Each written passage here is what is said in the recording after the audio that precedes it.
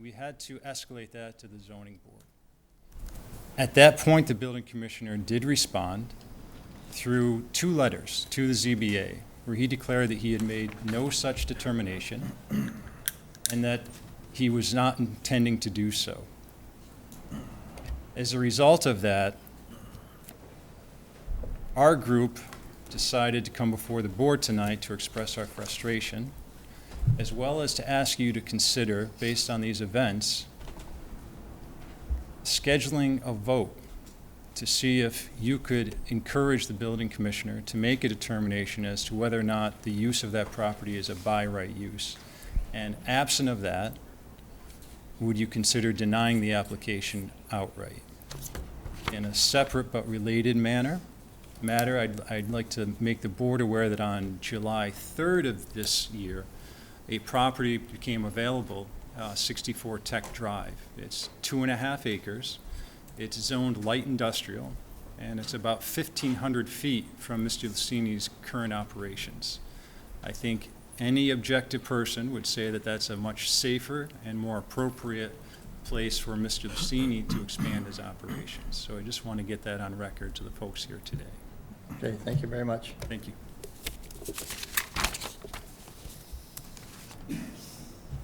Good evening. My name is Cynthia Bourget.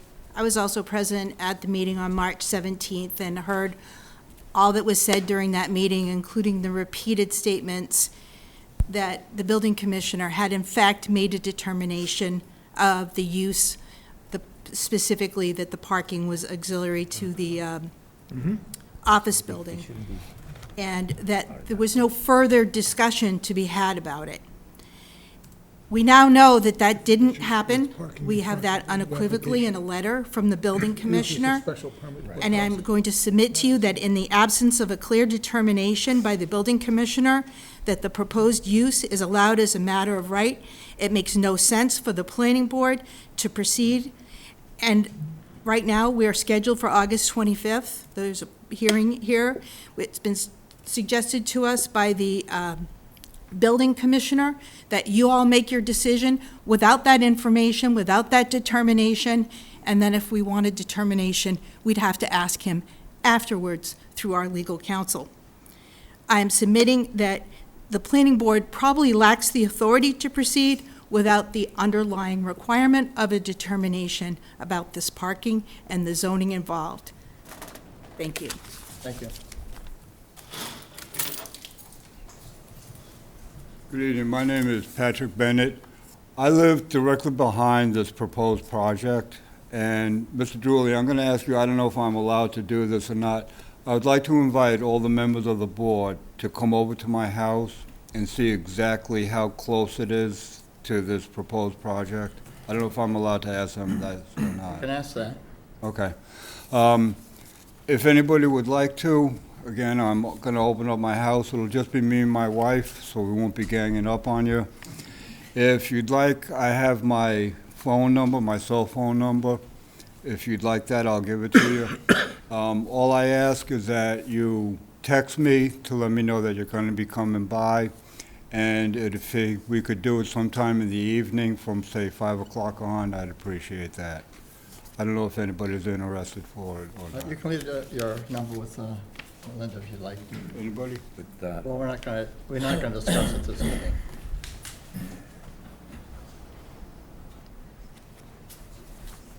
Thank you. You can just give it to Yeah. Yep. He'll distribute it to us. It has to come through them. Okay, understood. I know the property really well. Hello, my name is Kate Jewett. I live near the elementary school in North Falmouth, just a hop, skip, and a jump from this proposed area. And I just thought, while we were doing all this talking and trying to figure out what was going on, I thought, what do the rest of Falmouth think of this? And to this date, I have over 620 signed a petition that they thought it was not a good idea. These are people from all around town, from Woods Hole to Wacoit, from Magansett to Minot, and they're all like, Yeah, I know it has to happen, but that's not a good spot. It's right between two neighborhoods. And the neighbors are very concerned that between the noise starting up at, 5:30 in the morning, the lights, the spillage from buses, you know that sometimes your truck leaks. Well, think of how many buses are going to be leaking and soiling that soil. The air pollution. They have to start up those buses, and they have to keep them going long enough. They have to have all the bells and whistles checked every time before they can drive off. And while the buses are running, all running at the same time, the driver has to get in there and check everything, has to get out, walk around, and inspect the entire bus. You can't put kids on a school bus unless you know it's going to actually run and run correctly. So I would really like you to understand that people across the town are saying that this is not a good place for it, and that it is going to be disturbing a lot of people's homes. All right. Thank you. Have you presented that petition to the staff yet? Not at this time, and I didn't bring it with me this time. Last time I was in this building, I had it. If you get a chance. I can do that. Thank you. Thank you. Anyone else for public comment? All right, well, thank you very much. We'll go to our first item on the agenda, which is approval not required. John? Applicant Thomas Bunker. Minutes. I'm sorry. I just was hoping that maybe you could make a comment, letting people know that if they're here for 28 Falmouth Heights Road or 538 North Falmouth Highway, that they're both being continued. Can you make that? Yep. We have an announcement. If anyone in the audience is here for 28 Falmouth Heights Road or 538 North Falmouth Highway, those applications have been requested to be continued, so they won't be heard tonight, so you'll be wasting your time if you stay. But they've been requested to continue till August 11th. That's it. Tell John the minutes. All right, thank you. Approval not required is our first Nope, minutes. minutes. Mr. Chairman, Yes. motion to approve the July 7th, 2026 minutes as presented. Second. All in favor? Aye. Aye. Thank you, unanimous. Now we'll go to approval not required. Thomas Bunker, PLS, on behalf of Julia Taylor, plan of land to change 2 lot lines and 1 parcel located at 76 Frazer Road, 0 Blacksmith Shop Road, and 0 Blacksmith Shop Road.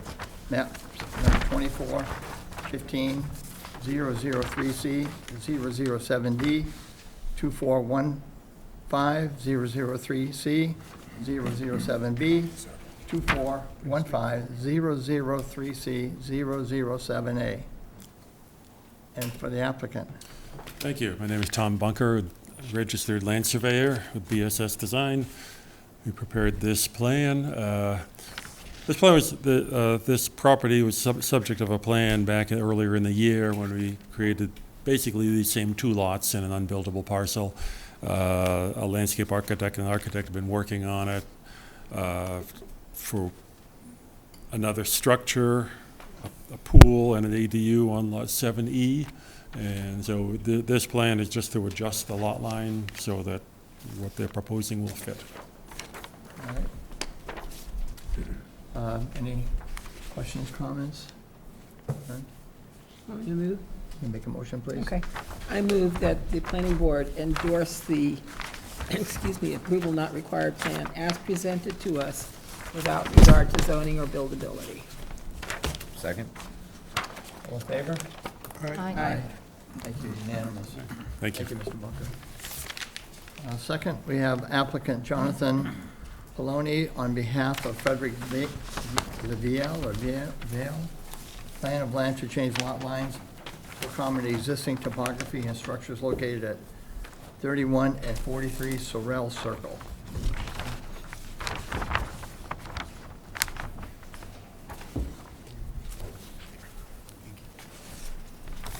Good evening, Mr. Chairman, members of the board. My name is Jonathan Polloni. I'm an attorney with Senni and Associates, and I'm here on behalf of Frederic Vieil. My client has had numerous conversations with his neighbor. They've agreed on a land swap, which is shown on this plan. I think there was some topography issues with the lots. There's been kind of an understanding that the lot lines were where they are not. And so the plan is intended to kind of correct that. You can see a shed that's shown on there, which will now be located on my client's property. It's a like-kind exchange, so there's no change in lot area. There's a slight increase in lot frontage on my client's lot. We believe it meets all the requirements of the bylaw. We ask for your approval. Thank you. Any questions or comments? No. Can I get a motion then, please? I move that the planning board endorse the plan as presented to us without any regard to zoning or buildability. Moved and seconded. All in favor? Aye. Aye. Unanimous. Thank you very much. Tonight, we have 3 applicants, each with special permit John, and site plan review application. we just have to do the decision first. Which decision? For Adelines Way.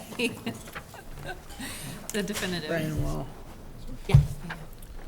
Oh, man. Okay, I gotta keep you in line, right? Somebody does. Okay, Tom. draft 72826, motion that the planning board votes to approve the application of Brian Wall Esquire on behalf of the property owner, David Fucillo, pursuant to the provisions of MGL. I recuse myself. I have to leave the room. That's what I thought, yeah. There's a reason why I shouldn't listen to this. Okay, There you go. proceed, Tom. Thank you. Yep. Pursuant to the provisions of MGL, Chapter 41, Section 81W, for the rescission of the definitive subdivision plan and special permit that established the subdivision known as Adelines Way, map number 2806003, 000, 001, 002, 003, 004, 005, and 006. Subject to the following findings and conditions. Findings: the subject property consists of a vacant land located off of Old Barnstable Road and is located within the agricultural AGA zoning district, the coastal pond, Green Pond overlay district, and within the wildlife corridor overlay district, migration area 1. The planned residential development, PRD, approved by the planning board in 1998, authorized a 6-lot subdivision, an open space parcel, and the construction of a new roadway known as Adelines Way. Neither the roadway nor the subdivision improvements were ever constructed. All of the approved subdivision lots remain undeveloped, with the exception of Lot 1, which contained an existing single-family dwelling prior to the 1998 planned residential development, PRD approval. The property has since been acquired by David Fucillo, who does not intend to proceed with development of the approved subdivision and instead plans to pursue an alternative use of the property. The applicant has submitted a plan of land depicting the property following the proposed rescission. The plan consolidates the previously approved subdivision into a single parcel, thereby eliminating the subdivision layout and the proposed roadway. Because the approved subdivision was never constructed and the roadway was never accepted or established, rescission of the definitive subdivision plan and associated special permit is appropriate and consistent with MGL Chapter 41, Section 81W. Number 1, any revisions to this approved plan shall require review and approval by the planning board. Oh, sorry. Number 2, the applicant shall provide the Department of Public Works Engineering Division with a copy of the recorded rescission plan so that Adelines Way may be removed from the town's road inventory, official street list, and applicable Mass DOT records. Number 3, no further subdivision shall occur except in accordance with MGL Chapter 41, Section 81K and 81GG through approval of either an approval not required, which is an A&R plan, or a definitive subdivision plan by the Falmouth Planning Board as applicable. Okay, it has been moved, and I need a second. I have a question. We usually second it, and then we have a Second. question. Okay, any questions? Those properties that are developed there, were they pre-existing the subdivision plan? Or they built after the subdivision plan? There's no that's not the plan. That's not it. That's just the next agenda item. Okay, Sorry. so I heard something about something being built. Has anything been built on the site There was a house there, one house at the beginning. before the plan? Before. So it's pre-existing. That was my question. Yes. Doesn't matter to us at this time. Right. I have questions about uses on the site, but they have nothing to do with this hearing tonight. Right. Okay, I'm all set. Thanks, Jim. I just need that clarified. Any other comments, questions? No? Okay, it's been moved and seconded. All in favor, please? Aye. All opposed? And obviously, he's abstaining. Yeah. Okay, thank you. It's been approved. Okay, now we need John. You good, John? Continue.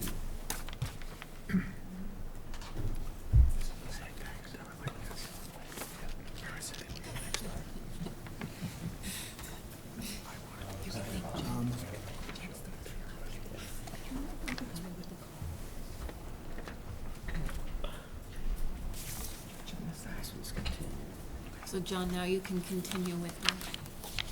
That's all. Put you down as abstained. It's more like recused, isn't it? Yeah, it's From this? recused. Okay. It's recused, it's not Yeah. abstained. It's definitely recused. Okay.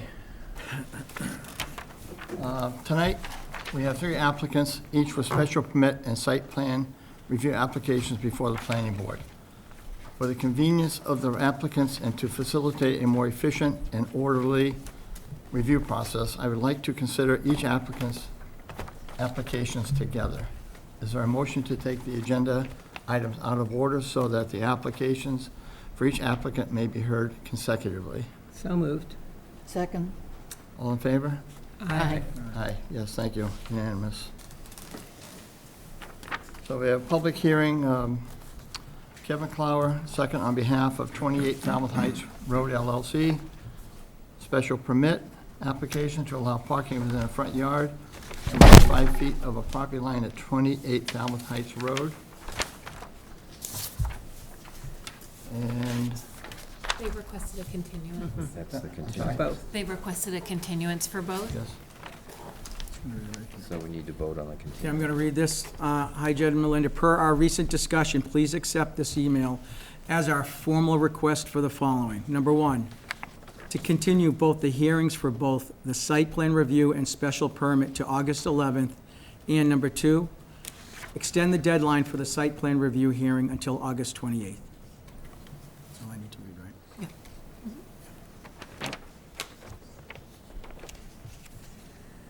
can I get a motion?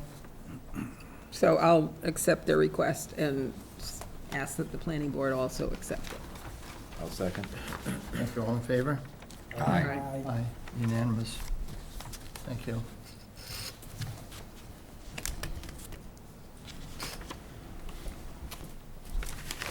All right. Next, we have Kevin Clower, second, on behalf of Anthony Amaru, special permit application to allow parking within a front yard at 538 North Falmouth Highway. They've also requested a continuance. Okay. So, Any discussion? No, it's got to read Get that. a motion? I move that the planning board accept. Actually, I have to read this. Oh, Yep. sorry. It's an email, yep. Hello, Jed and Melinda. Per our recent discussion, please accept this email as our formal request for the following. Number 1, to continue both the hearings for both the site plan review and special permit to August 11th. And number 2, extend the deadline for the site plan review hearing until August 28th. Okay, so I move that the planning board accept the applicant's request for an extension. Second. All in favor? Aye. Aye. Aye. Thank you. Next on our agenda is applicant Church of the Messiah, special permit application under section 240-5, 1A, 2 of the Falmouth zoning bylaw for relief from dimensional regulations as applied to exempt uses regarding a proposed ground-mounted solar array at 534 Woods Hole Road. And the same application, site plan review application to construct ground-mounted solar array. I'm a member of the congregation, so I'm going to recuse myself. Okay. And I have a question for staff. Okay. Is there, this parcel subject to the benefits of the Dover Amendment because they're a religious organization and an application of zoning? The property is, it's my opinion that the property is, yes, but not the application. So the application itself is not a Dover Amendment application, if you will.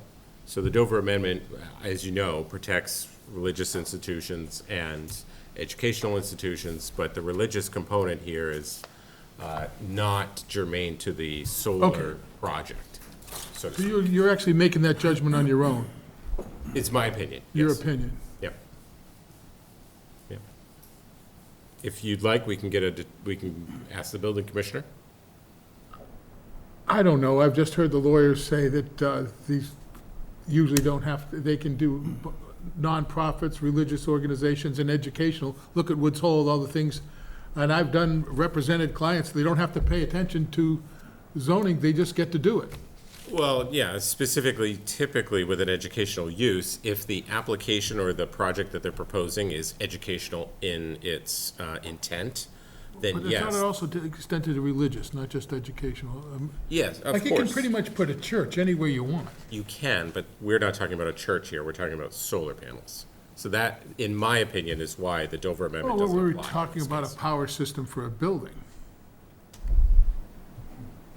Like a heating system for a building. I would encourage. I don't know if I agree with you, but I don't know enough about it. I thought I'd bring it up and maybe we could get some advice on it, because it doesn't quite mesh with what I've done in the past. We're happy to consult I don't with, really know.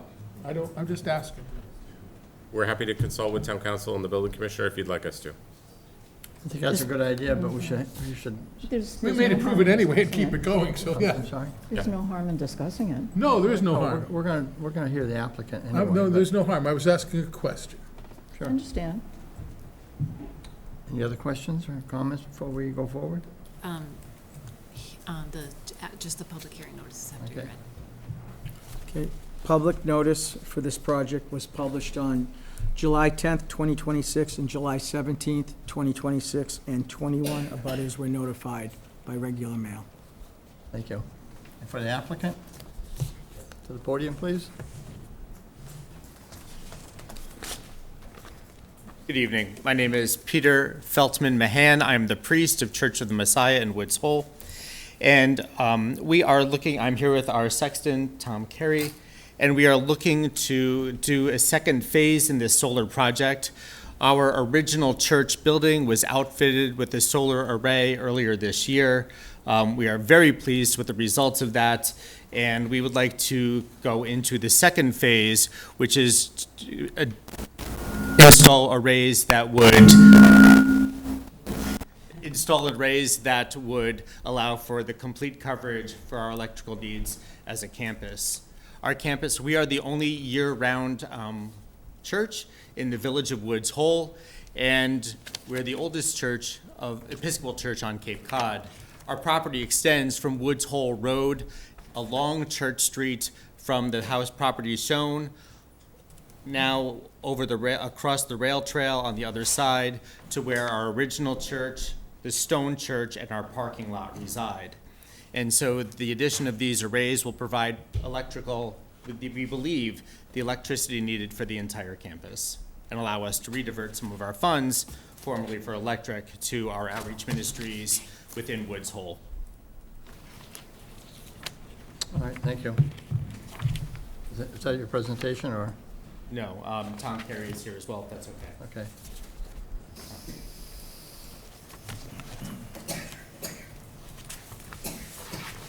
The initiative by the, Please introduce yourself to the, Yes. thank you. Thank you. Name's Tom Carey. I'm employed by the Church of the Messiah in Woods Hole. And the initiative by the church elders was to find a resource to supply all the electricity needed for the church itself, for the parish community center, and the rectory. The design criteria required 40 kW of panels. Currently, a third of the project's done on the PCC building. If you travel on Church Street, you'll see there's 24 collectors on the roof of that building, and it's facilitating as much energy as we need for that building at this time.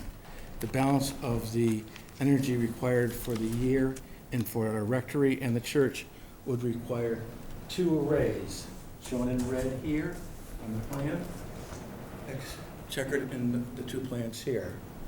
The 2 arrays are 14 feet by 36 feet, and they're both the same size, and they consist of... Appreciate if you speak into the microphone. This is for the audience at home.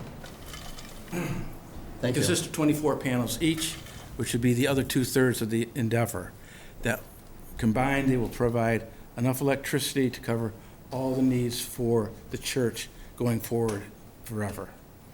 It will also save the church somewhere in the neighborhood of $14,000 to $16,000 annually, which gives a payback in less than 5 years for all the investment we're putting into it. The area that we're proposing to put the array is at the top of the retaining wall that was built in the 1800s by the railroad company that put the railroad through Falmouth into Woods Hole and to the Steamship Authority property, which is now the Shining Sea Bike Trail. That bike trail is located at the bottom of the map, right over the bridge. So the visual of this array will only be seen from essentially the bridge. If you're driving over the bridge, you can see down in the hole that exists. However, the topography is very aggressive. The retaining wall is 8 feet, 9 feet high, and it's another 25% grade from the retaining wall to the little square building labeled garage. So that these solar collectors will be sitting on a 24% grade, typically that of a house roof on the ground. We submitted the plans. I have one review from the Falmouth Fire Department regarding the proposal, and that review we provide was that they were concerned about the vegetation under these ground mount units, which is a very valid concern because invasive plants have taken over the entire area. And when I say invasive, weeds were gone in March, they're chest high in July, and we can't have that.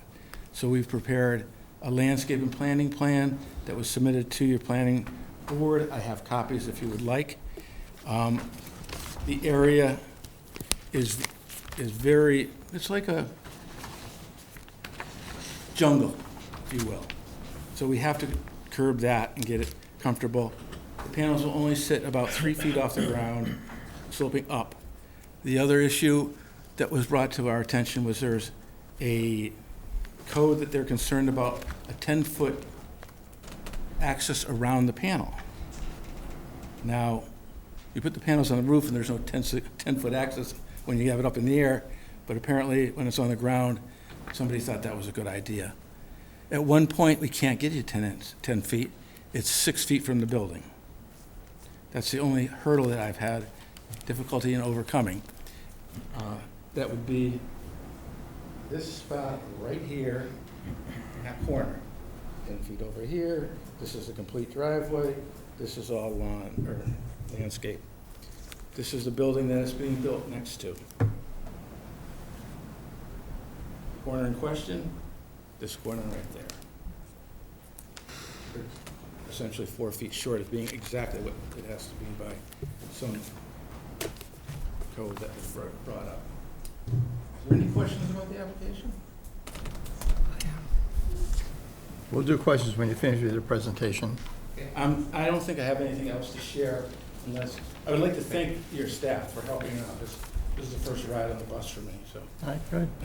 Thank you. What are you I also doing? brought photographs for you in the event that anybody is unfamiliar with the site. You can leave those with the staff if you like. Okay, perfect. I'll leave the additional landscape plans. Okay, Thanks, guys. thank No, you. appreciate it. Thank you. Thanks.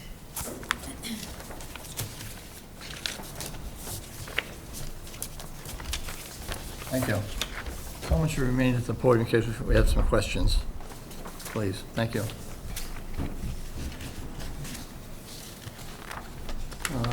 Staff, you had a lot of comments. Are you satisfied with what's been presented? You had some questions here. You should ask the questions, and then we are waiting. So the fire department has received the planting plan.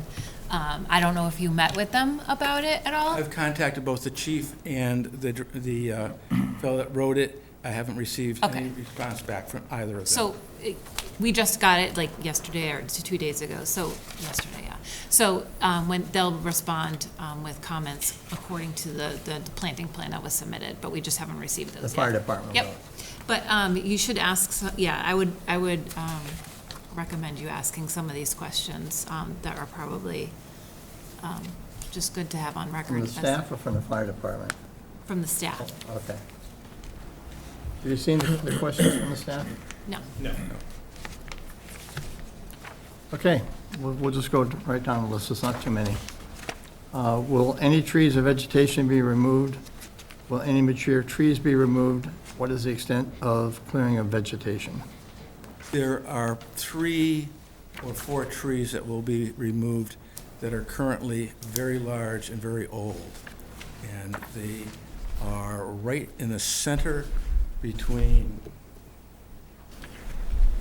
right there is the giant tree you'll see in the picture. Okay, It's enormous. Which is considered an invasive species itself. all right. Some kind of Japanese tree that grows like 4 or 5 feet a year. And there's a couple more here along this side, and there's one that's already fallen down from the winter storm. Okay, That's the area primarily that we're looking at. all right. This area doesn't need any trees because the bikeway is right here. So it's perfectly clear for maybe 70 feet, 100 feet. Okay. And then you have a plan to manage the vegetation beneath the panels? Yes, that's the second page of this that I provided. I think I dropped off 6 copies, and I brought another 6 with me. And it outlines the removal of the existing invasive vegetation and the placing of new vegetation, ground cover, and then the maintenance of that vegetation for the first couple of years. It's designed not to grow any more than like 20 inches high, so it won't invade the collectors themselves. It won't have vines that grow up over them. The property below ours, this is the town property, has not been maintained. It never gets cut, and it has a lot of invasive stuff that's growing up the wall. So this time of year, you look at it, and you're like, you can see like this much of an 8-foot wall because it's so aggressive. It would be nice if we could clean that up. Okay. Says there's a mortared stone wall along the southern property line. How will the array be accessed for repairs given the limited setback? Well, you can walk along. We'll have 2 feet of area just to walk along. So you can walk there and get access to it. Okay, And the wall is actually, part of it is the dividing line. Part of it is sitting as the property line. And I think some of it sits at the base of the town property where our property and the town property meet. If you look at the map, it's very hard to tell one from the other, but it's along that wall. And also, we had to push this down because I couldn't place it in this area because the water main that services Woods Hole goes across our property in this corner of the property. So we had to shift everything down to keep from getting close to the water main. okay. And then, is emergency or maintenance access adequate? I believe it is, because you can drive a fire truck right up here. I mean, this is where the bus drives everybody to the parking lot at the Steamship Authority. Yes, this is for maintenance, and, Well, for maintenance, you can just walk up. This is a driveway right here. Okay. So you're 4 feet away. You're from me to you, All away right. from the panel. So you could walk along the panels here at any time. all right, thank you. Yes. And you'll be responsible for long-term maintenance, or do you have a contract with the solar panel people, or? We will own the solar panels. Okay, so you do the So maintenance we'll yourself? take care, yeah, 100% responsible for it. Okay. And how much grading or site disturbance is proposed? Very minimal, because we're going to use HELOC piles, which is like the big drill bit, there's a big base on it, and they drill them in, and they'll do a pattern of them, and then set the rack on top of that, and set the solar collectors on it. Okay. So the largest challenge is gonna be get rid of the old weeds. Get it, like clean it up. Sure. Put some material down so it's flat to work on, and then just drive them in there. And will you be doing that yourselves, or? No, we you a have contract? hired Solar Rising, which has got a great deal of experience in it. They did the first phase of the project, they did all the math on the project, and they're conservative with the output that they had projected. We were very happy with the yield on the first third of the project, and we expect that we will be very happy with the second. Okay, couple more questions. The expected life of the system that you're going to put down? The panels that we're using are the best panels available in the United States today. They're made here in the United States, they're designed in Canada. They have the highest yield for its size, and it's been tested and guaranteed for the first 20 years with an expectation it could last 30 and still produce 85% of the yield that you're getting in the first 20. And presuming you get to the 30-year period, will it be abandoned, or will you redo new panels on top? Well, you can go take them right off and replace them. Okay. I mean, they're all modular panels that are, like, in round figures, are 3 by 5. Okay, The two arrays are no larger than a mobile home, 14 feet by 35 feet. So we're not talking about a large okay. device here. And is there any exterior lighting proposed? No lighting whatsoever. All right, good, thank you. Thank you for your time. So we're not finished. Okay, I'll stay right here. Eric's got a question. Yes. I had a question just kind of in terms of like how the decision and what, how it shaped your decision.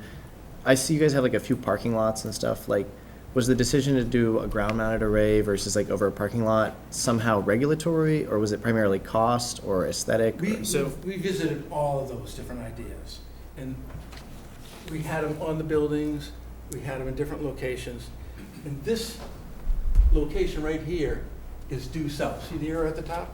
It's the perfect location. If you were standing on the bridge looking at it, it just faces south, and there's no trees for 100 feet. There's other locations, like putting them on the parking lot at the top of the property. Trees are very tall, there's houses next to it, and you'd have to build a canopy like Kenyans and mount them up there. Didn't make a whole lot of sense. The building, the stone building is 1888 with a slate roof on it. Trying to install panels on a slate roof is a terrible, terrible idea. So it may face south and it may have clearance, but longevity-wise, it probably poses more problems to the property than actually what it would return in investment. So, and we also looked at putting them on the back side of 534 Woods Hole Road, and putting enough there wouldn't make sense. We couldn't get enough to provide us with the yield to make the project worthwhile. So it was a multiple choice thing. We tried 5 different ways and we ended up with this as the best. And it's still a struggle to get it, but it poses the best investment and return for what we're trying to accomplish. It also allows us to be a better neighbor. The house, if we were to cover the parking lot, is very close to existing properties that are very notable in the community. By not putting in their immediate view a bunch of solar arrays, there was a benefit there. Thank you. All right, thank you. Any other questions, Eric? Jim? Just my previous question, I would hope that we get an opinion from town council, because we're making a decision here. They could establish a precedent on how we deal with this before, so the issue I brought up, I would We'll like. establish a precedent. What? But we'll certainly consult with town Oh, council. be a and- practice, maybe a precedent, okay? No- I no would like to precedent. understand if that is, if I'm interpreting that correctly or not. Not a problem. We looked at the Dover issue at one time, because there was a question whether or not we had to be here. And I don't believe, because it's energy, it's not religion, it may, I mean, depending on how you interpret it. We'll look forward to their guidance. Pat? I'm concerned about the horrible growth, the woody English ivy, the porcelain berry, because I've gotten something that is a combination of the glyphosate and the triclopyr for poison ivy removal, or English ivy is actually what I got it for. And that stuff, the instructions on there say, hopefully you'll get rid of it in 3 years, continuing to apply it every year. And I don't know whether that's once or twice a year, because I haven't started yet. It was the wrong time of year when I got the substance. So what I'm wondering is, because of the stubbornness of these ivies, whether you would consider using, instead of the replanting, which seems to be rather imminent after you've sprayed it 1 year and hauled roots out and everything, whether you would consider using a cedar mulch for a few years to see what actually comes back. We are happy to follow the recommendations from the professionals we're consulting for this, because we understand how invasive these species are. That's why I see they're professional, but they're also recommending that it be replanted. I'm saying, oops, I don't know. I don't know. I'm just bringing that up. I've also read a lot about, because I've been involved with solar for a long time, the recommendation I hear is you bring in goats and they just chew it all out every year. That's the other thing. We actually tried that. We tried that. It didn't work? One of the local goat businesses was no longer available for that project. Okay, but around the country, under solar panels in particular, they are finding that that's a very easy way to do it. I just We're thought, very open to that idea. okay, just May pointing it not be a out. bad source if it doesn't go well. It's imperative to us to control the ivy. Right. I'm 100% clear on the ramifications of not being proactive in resolving that matter. Mm-hmm. And I agree with you. It's a struggle, to say the least. Horrible. And that's why I'm saying, and they may be professionals, and this may be what they do, and it may work. We use their ideas and tweak it along and get it to where we're gonna get what we need. I'd hate to have it tweaked, oh, we've got to respray and kill everything we just planted. Don't So- wanna do that. Thank you. Charlotte? No questions. I'd like to commend you on the clarity and thoroughness of your presentation. Thank you very much. You're very kind. Tom? No questions. Okay, definitely have to get your approval from the fire department here. Pardon me? You have to get your approval from the fire I department understand here. that. I'm 100% clear on that. If they're not going to respond to you, go knock on their door. Well, I banged on the window at the fire, I went to see the chief. Okay. Banged on the door and said, I need to talk to you, all right? Email them, they'll email you back, so I'm gonna, but I don't believe that that's gonna be, we'll come to terms with it. Okay, thank you. All right, any questions from the public or comments from the public? Please come to the podium and state your name.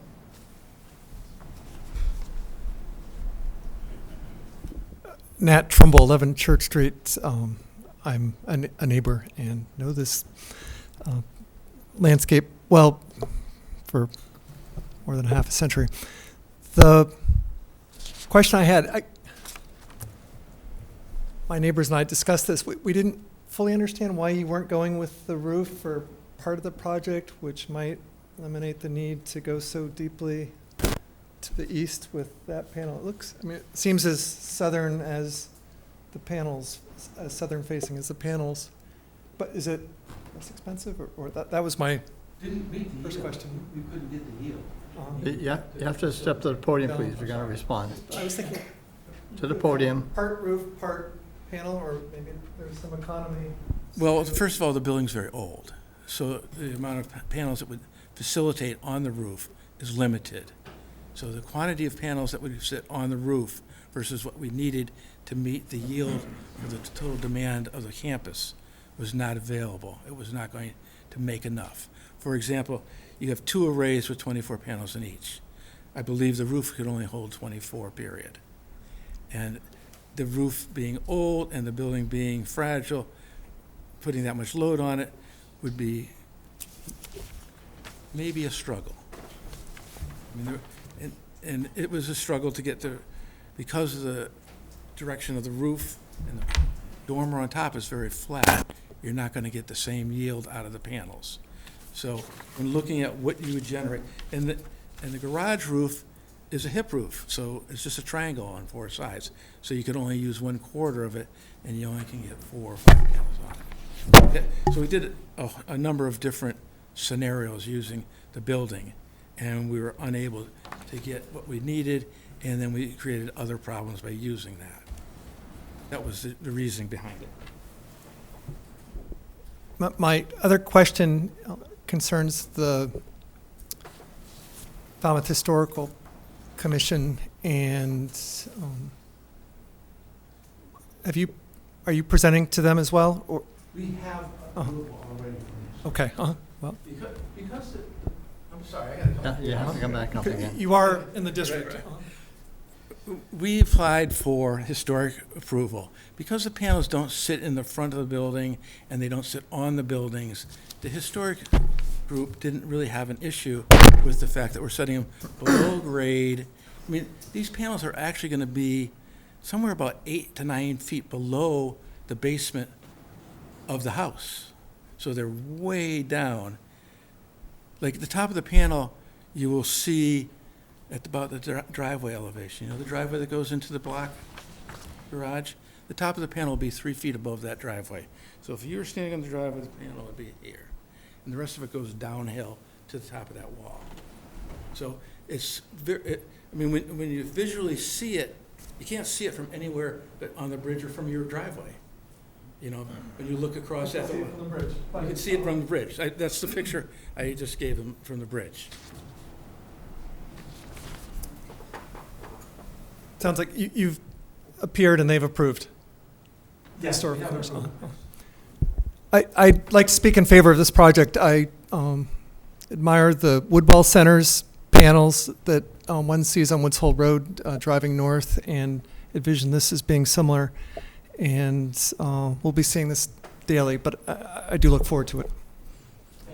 Thank you. Anyone else? Oh, okay. Can I get a motion to, any other questions from the board? Comments? No? Okay.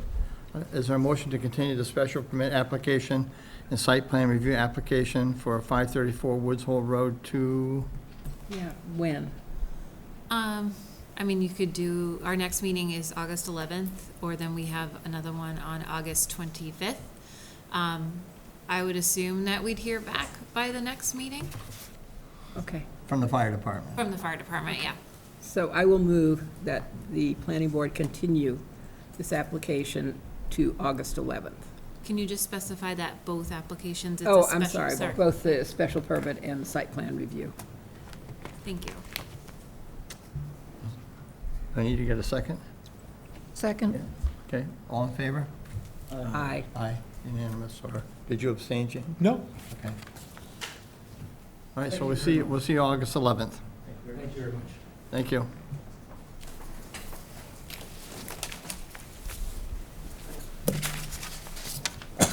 Excuse me, thank you.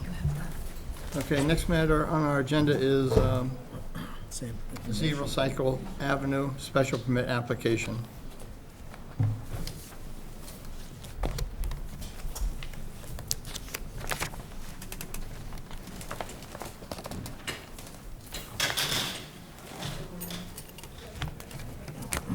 You want to read it? Yep. Public notice for this project was published on July 10th, 2026, and July 17th, 2026, and 21 abutters were notified by regular mail. Thank you. For the applicant, please. Good evening, members of the board. Thank you for your time this evening. My name is Dina Brown. I'm with the law firm of Bletzer and Bletzer. We're applying here basically for permission to park within 5 feet of the lot line for both the spots at the bottom portion that you can see of Cycle Ave, and there are 5 parking spaces going up to the top of the street on the east side, which abut Eastern Bank. Parking has been going on there for decades, as far as I know. And cars are constantly parking there. My clients bought the property, and first they bought, my client is Falmouth 815 Main Street LLC. They originally bought 781-783 Main Street, which is the lot on the left there. And that at the time had, that owner also owned lot 41, which is 0 Cycle Ave. And 0 Cycle Ave was actually subdivided in 2011 and made its own independent lot. And my client also owns the building on the other side, which is Eastern Bank. And they use those 5 parking spaces there for Eastern Bank to park. The lot is 0.199 acres, and that Cycle Avenue, its sole use is for parking. There is a reciprocal easement agreement that was signed with the owners of 781, 783, which is where Hogs and Dogs is, and Eastman Sporting Goods and Tackle, and 797, the prior owner of 797, also signed the reciprocal easement agreement as well as my client. And what that did was it allowed our clients to go across the easement area, you can see that there, and then be able to pull into the parking spaces. And it really makes it much easier and less traffic and less problems for these 3 buildings to coexist. At some point, somebody filed a complaint saying we weren't parking within 5 feet of the lot line. My client's position is that it's pre-existing non-conforming use. However, we were advised, and I spoke with town council several times, and also the building commissioner, who just suggested that we apply for a special permit rather than go to zoning, and then if we don't win, appeal on pre-existing non-conforming. So we are reserving our rights with regard to that, but we're nonetheless here asking that we could park within 5 feet of the property line. There are a total of 19 spaces. As I said previously, the 5 on the right are for Eastern Bank, and spaces 6, 7, 8, 9, 10 are also for Eastern Bank. And then spaces 11 through 19 can be used by Hogs and Dogs and also Eastman's. The original reciprocal easement agreement also included some parking for the owners of 797. In that reciprocal easement agreement, the owners of 797 had obligations to maintain the parking lot, and along the way there became an issue, and so 797's rights to park there were terminated. So now the parking is just between these other buildings. There won't be any impact on the neighborhood. People have been parking there for years, as I've already said. The property is suitable for its proposed use. It's adequate in terms of size, and it really will ease the congestion. And I can, I don't know whether you're aware of it, but several months ago, the owner of 797 actually installed fence posts with the intent of putting a fence up there across the easement. We're actually in litigation over that in the land court, and those posts have since been removed. But while those posts were up there, the traffic was even worse. People basically come in and park to buy their groceries or their tackle, and then they leave. So it's an in and out, same thing for the food at the various establishments. The only parking spaces that are really used on the full-time basis are the parking spaces for Eastern Bank. I know that Mr. Polloni, who's the owner of 797, had submitted a letter to the board basically suggesting that parking was not an option on this lot. Again, it's as I say, it's been going on for years. He cites to a decision that stipulation, actually, that was filed years and years ago, and that was actually a stipulation between the owners of our lots and the owners of the below lots, which I believe is the Island Queen. Island Queen. They own the property in the back. Also, so that stipulation was just so if they needed access, they could come through the gate and exit through Cycle Ave up to Main Street. It wasn't for them parking, it wasn't for them traveling across the bottom areas of Cycle Ave. There's plenty of parking and there's plenty of movement on the Cycle Ave portion to the right there. It starts at about a little over 16 feet, and then it widens to 25 feet. The other issue is that the property behind Cycle Ave here, there's actually a very large drop.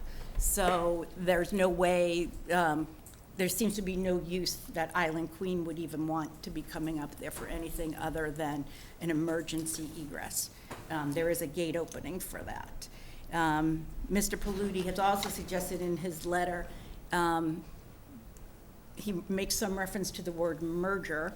I don't believe it's accurate to suggest that that was a merger of the lots. He pointed to a plan from 2011 saying it shows that the lots merged. In fact, that was a subdivision plan that shows that Cycle Ave was separated from other lots. He also points to the tax record, which says 2014, lot number this and lot number that merged. Again, what that is not applied to a merger of the lots. What it applied to was a merger of the assessing parcel numbers, because there was one portion of Cycle Ave that had not been created, and then the other portion. And so when they did the subdivision, those two original parcel IDs had to change. So there's a different parcel ID. It's not that the lots merged. All right, thank you very much. And for the record, we do have a letter here from Mr. Polloni. Yes. Anyone else from the audience want to speak on this matter?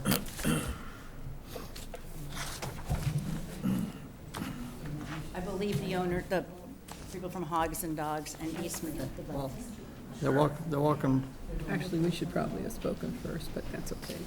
I'll listen to them first. I've got some questions. You going to talk about the easement? Good evening, Michael Bullard, owner of Dogs and Hogs. So we've been there for now almost 14 years.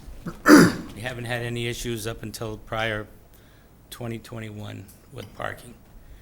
So I don't see any reason why this shouldn't go through. I remember being at home and watching Mr. Polluti's request for a special permit, and he tried to say that we were trying to put him out of business. Well, actually, it's vice versa. Okay, so we're just asking for a little help to keep this going and keep the parking going. We're not here to create any problems or issues, just to keep our business up and running for our customers to be able to park there. So that's pretty much all I have to say about that part of it.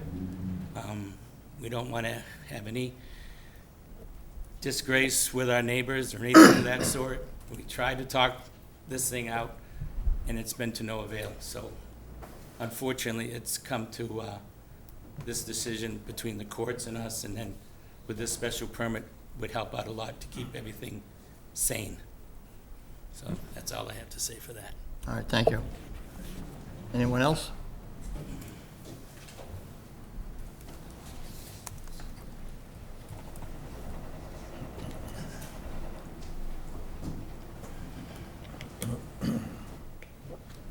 Hi, I'm Nando Politi of Slice of Italy. I did try to work with people. I went to talk to him to try to get away from the owner of the building, Eli Jamel, that owned both properties. He created a false easement. He never got special permit for parking when he created the deed. Johnny Hayden, that I bought the property from, lost $200,000 because of Eli. He committed real estate fraud. I'll say it right out, he did.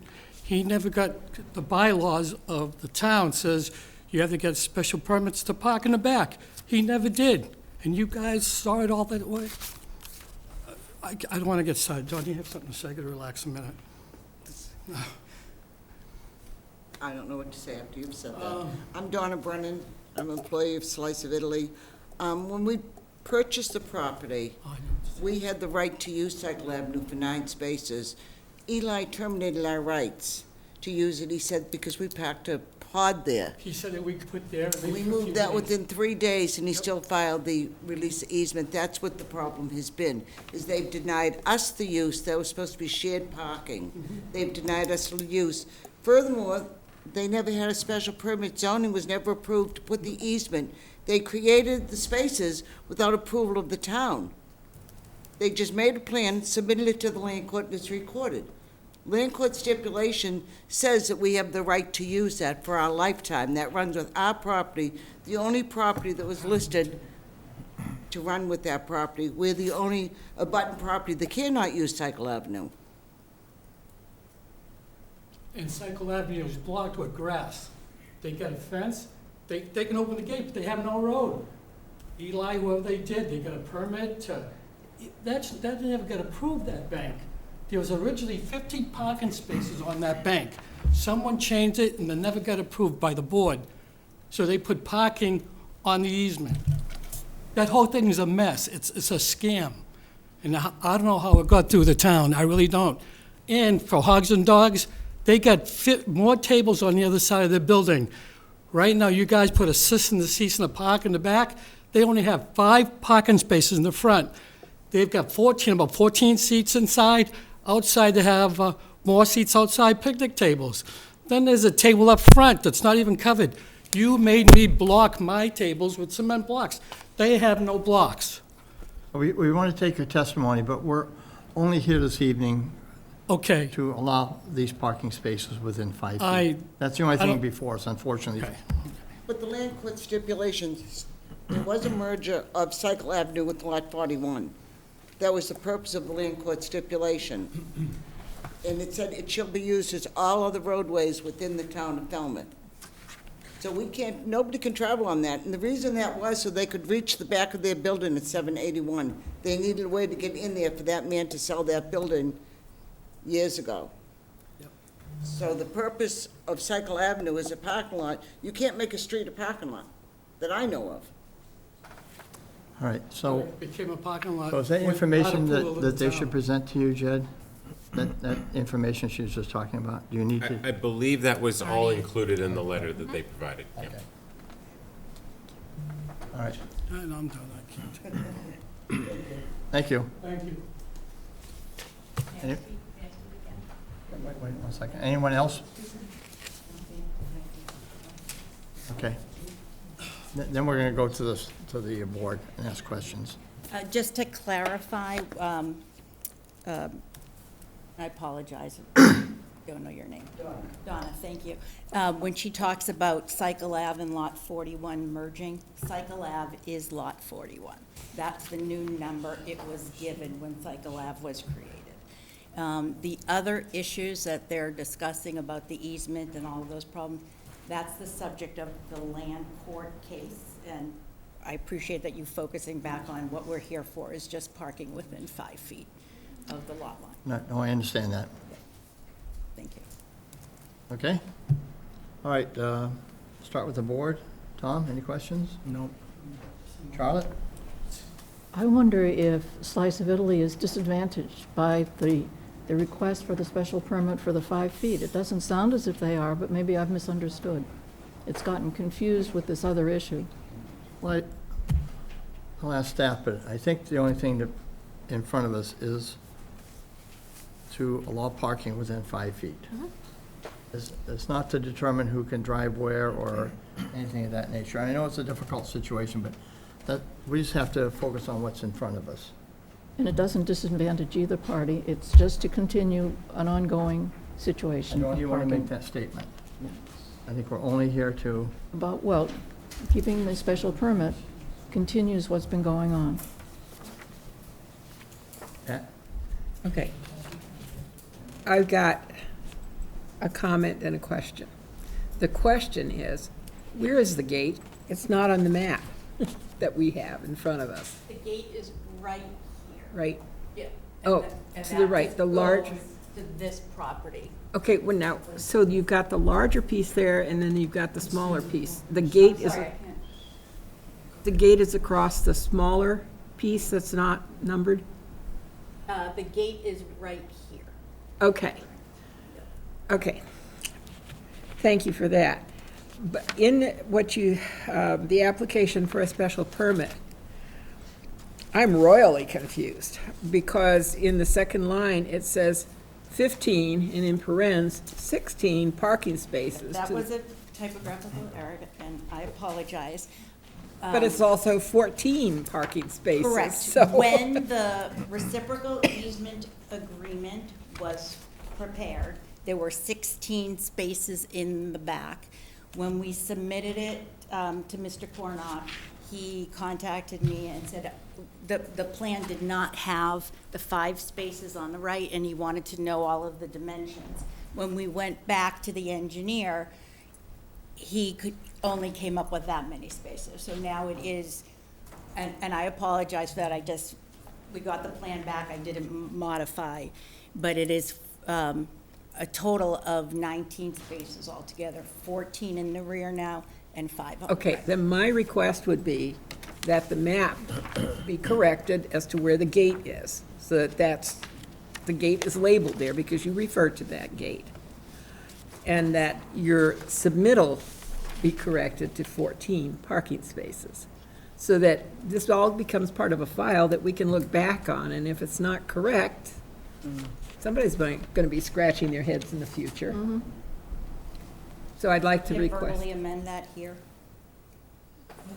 Not really, no. It's got to be corrected by the applicant, I believe, so that it's properly done, isn't it?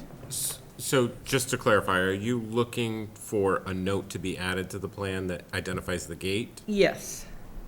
Okay. And then I think all of the parking spaces are correctly They're numbered to numbered. 19. They're numbered to 19, but in the application, and Gotcha. people will look back on the application for the special permit. On this page, right here, it says 15, and in parens 16, neither of which is correct. Sure, so perhaps what we could do is get a letter from the applicant's attorney indicating the correct number of spaces they're However it can be requesting. done, just so that it's in the file properly. Very good. I'd be happy to submit a letter. Okay. And add the gate to the plan. Can we make, we could make that a condition, if this were to be allowed, could we make it a condition? Before you speak again, we're going to go through the board first, then I'll come back to the audience. Not right now, we're going to go through our questions first, or comments, thank you. Yeah, go ahead, Tom. Can you point out for the public the 5 spots in question, please? The 5 spots on the right, there's 5 up there, 1, 2, 3, 4, 5. There is a lease with Eastern Bank for 10 spaces. Those 5 and these 5. And there are signs on those that say parking for Eastern Bank. And over here, it says parking for either for hogs and dogs or Eastman. And it'll be open parking for 2 stores? Yes? Is Those that what I'm 9 understanding? spaces, they have, Yes. yeah, they have an exclusive use of those now. All right. Okay, thank you. Thank you. Are you all set, Pat? I'm set. Okay. Jim? It's pretty common in this area to park next to the property line. If you go up and down the main street, it's everywhere, so. And it's been going on here for a long time. That's it. All right. I haven't Bob? got anything to say. It's- Thank you. Eric? I mean, I've never had trouble parking in this area. The fence that was there made it I think made it hazardous for people driving through the lot, because you can kind of get like stuck. But I don't know. No comment on. If I could just add one more thing, Mr. Polloni himself filed for a special permit to park within 5 feet of his own lot line, and that was granted in '22. Thank you. Well, I guess while we're on the Go ahead, Eric. while we're on the subject of just parking in general, like, I wouldn't like this to guide us towards having more parking in town in general. So like we've been discussing, I think we need to look at our parking minimums and stuff. And yeah, I don't know about all the context of this particular land court dispute, but just in general, I don't think we should be like vying to ensure more parking, in general. Well, again, I just want to, thank you, I just want to remind the board that any land court dispute is not what's in front of us this evening. This is a special permit to allow parking within 5 feet of the property line at 0 Cycle Avenue, 19 spaces. Okay? So any other comments from the audience or questions?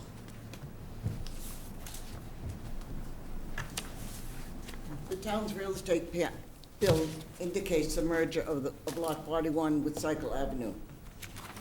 If you look at the real estate bill, it states merger of those two lots. So they were merged. Lot 41, the whole thing is Cycle Avenue. It's not two separate parcels. And also, the gate to the Island Queen is not accessible. If you come down and look at it, they have staircase there. You'd have to drive over the stairs. You can't get into it anymore. You cannot drive. A fire engine could not get down there. And it's supposed to be a fire lane there. You Okay. cannot access that. If you come down and look at it, you will see. Okay, thank you. And if you have anything that you want to submit to the staff, you could do that. Any paperwork, Okay, so we can take pictures and things and show that to the, and give it to the staff. okay, thank you. Okay? We'll do so. All right.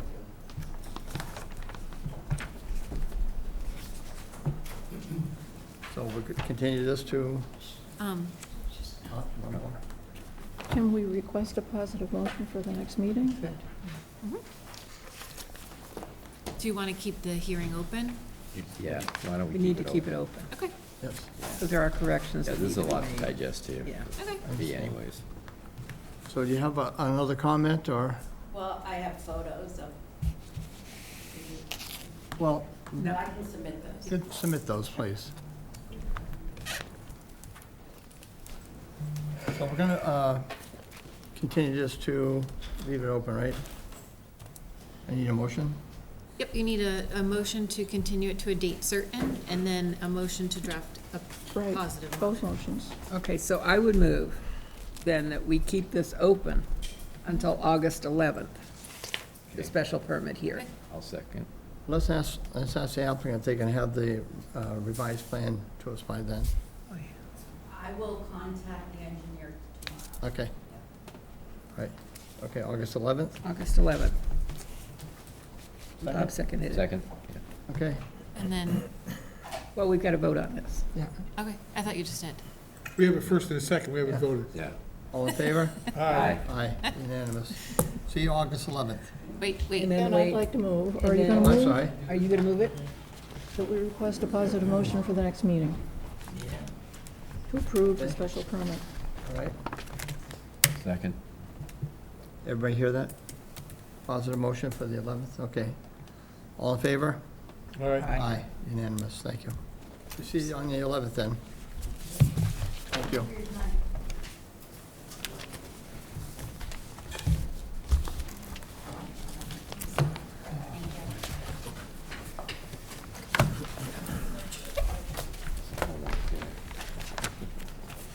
Okay, so now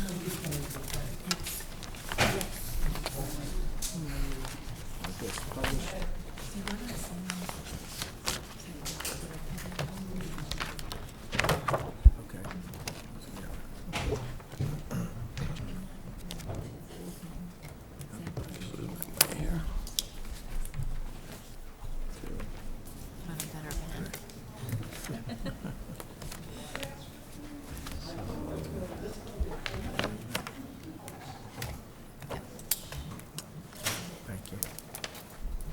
So have these been continued to? I'm sorry? Have these been continued to the 28 Falmouth Heights and, so they're all Same continued? time. Yeah, same thing.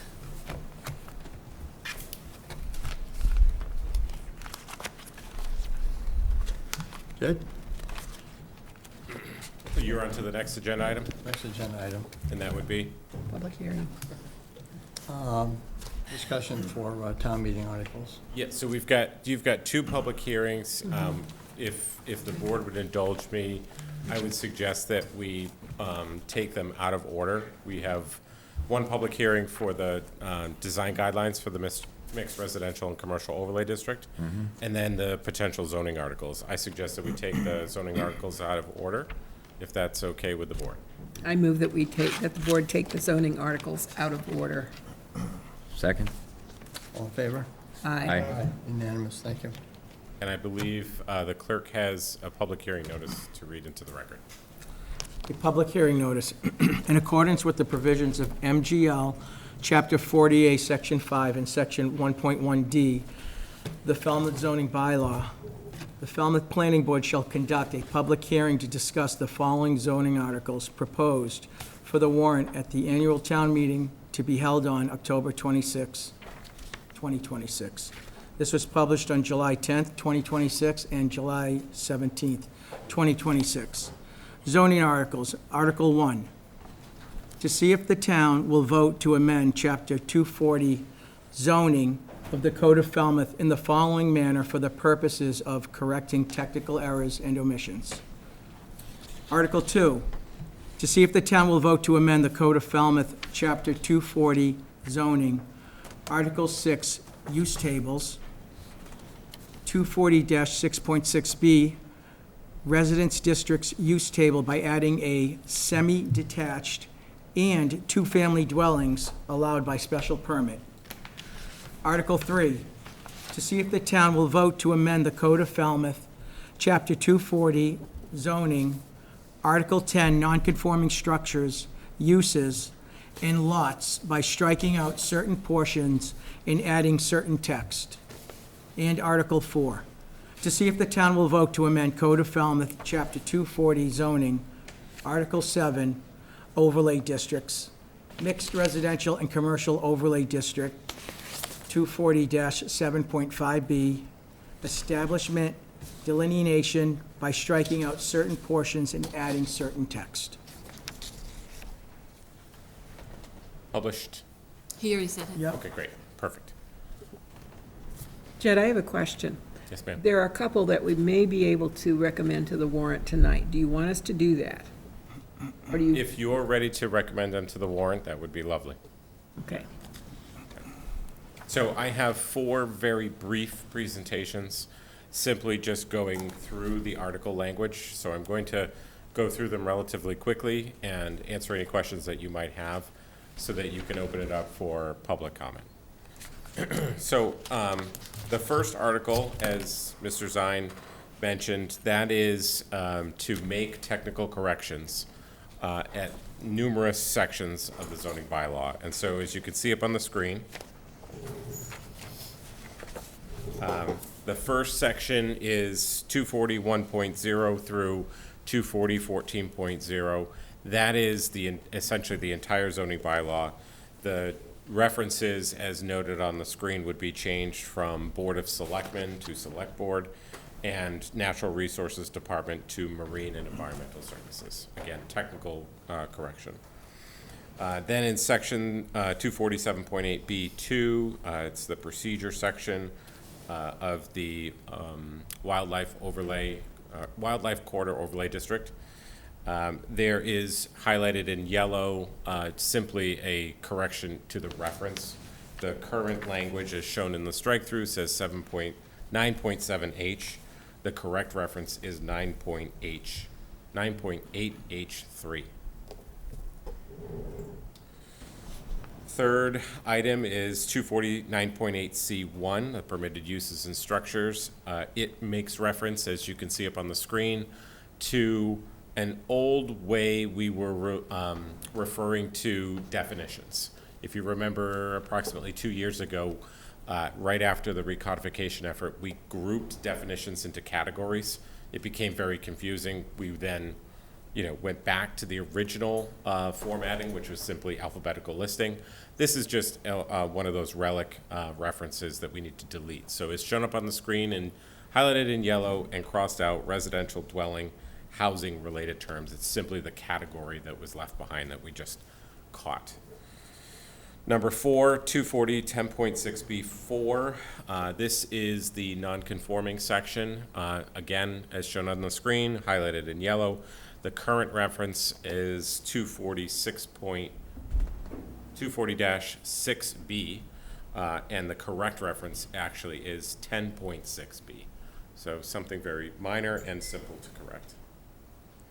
And then the last item is, again, the dimensional regulations section of the zoning bylaw. Two sections as shown on the screen and highlighted.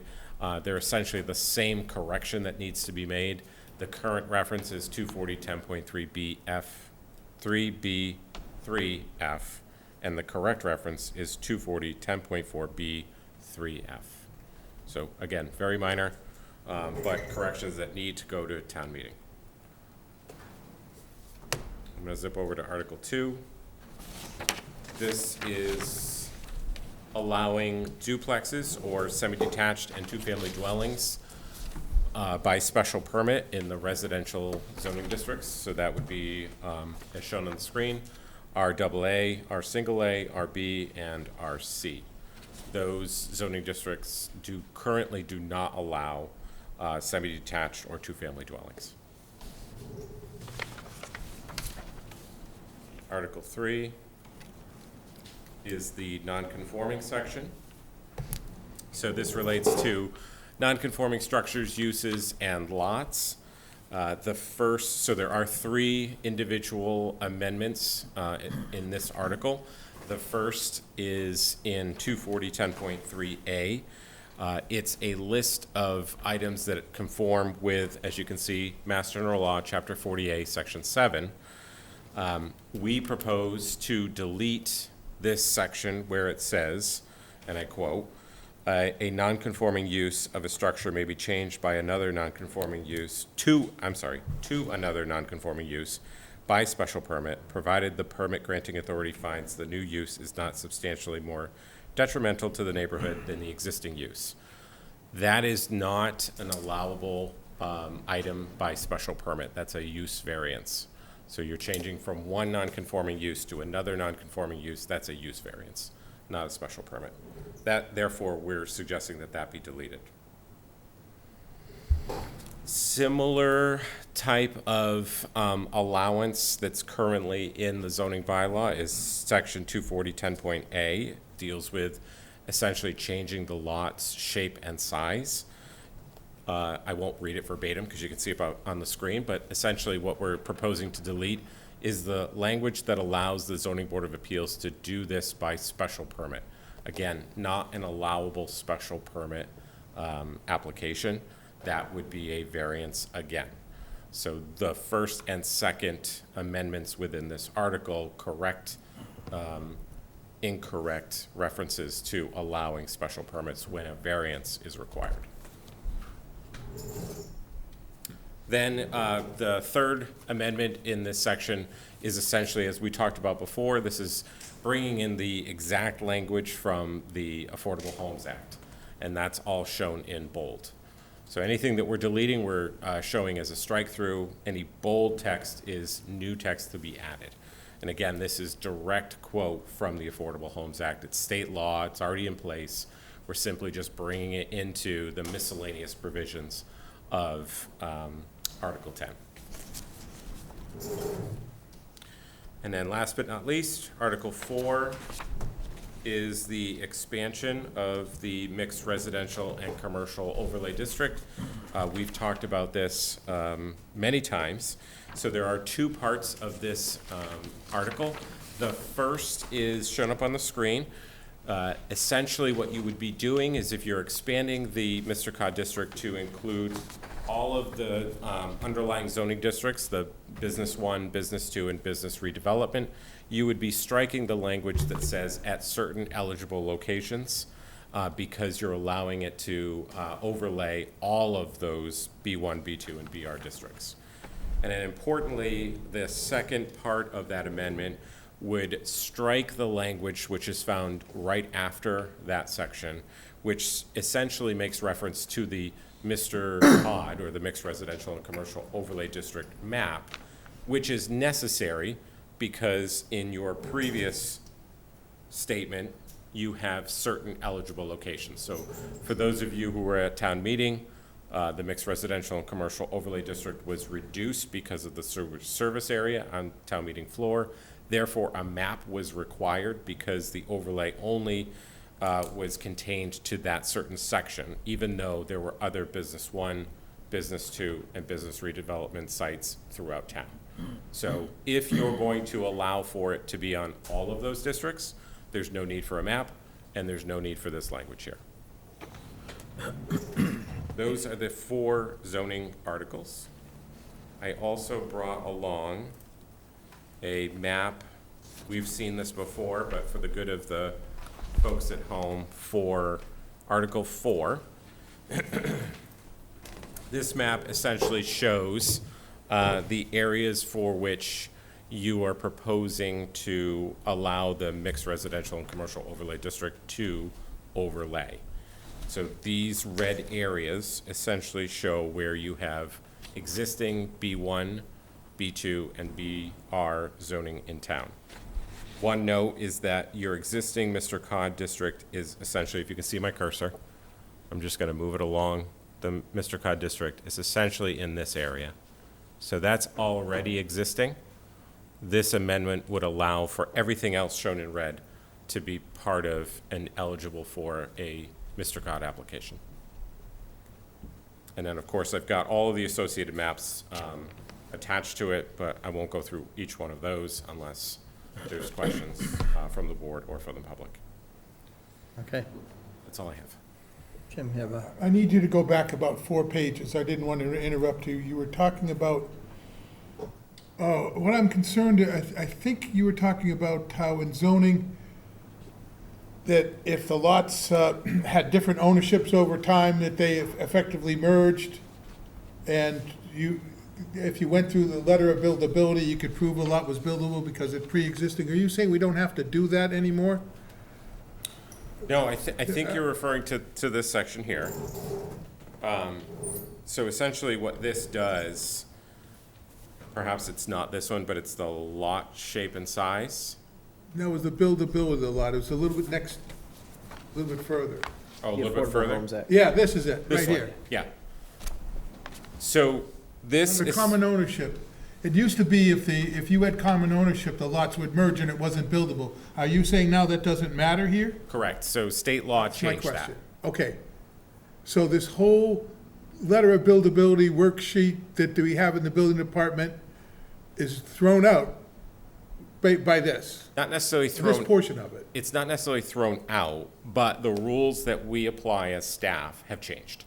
So the applicant or the property owner who is looking to determine whether or not a lot is buildable would still have to go through that exercise, but this law allows for different treatment of those lots that are commonly owned and next to each other. Before, if they were commonly owned, the zone, you couldn't, you can own one.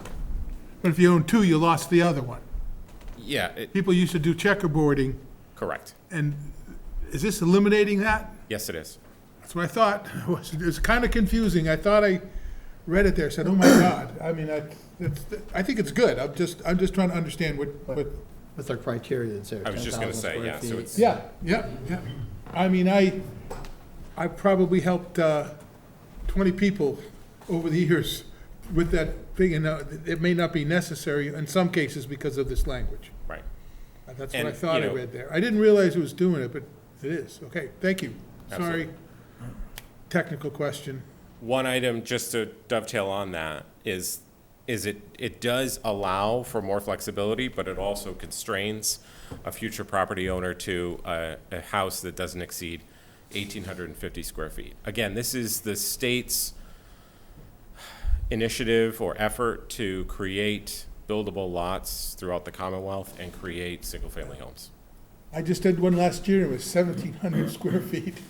So it wouldn't have had to go through the hearing. It would have been by right. Thank you.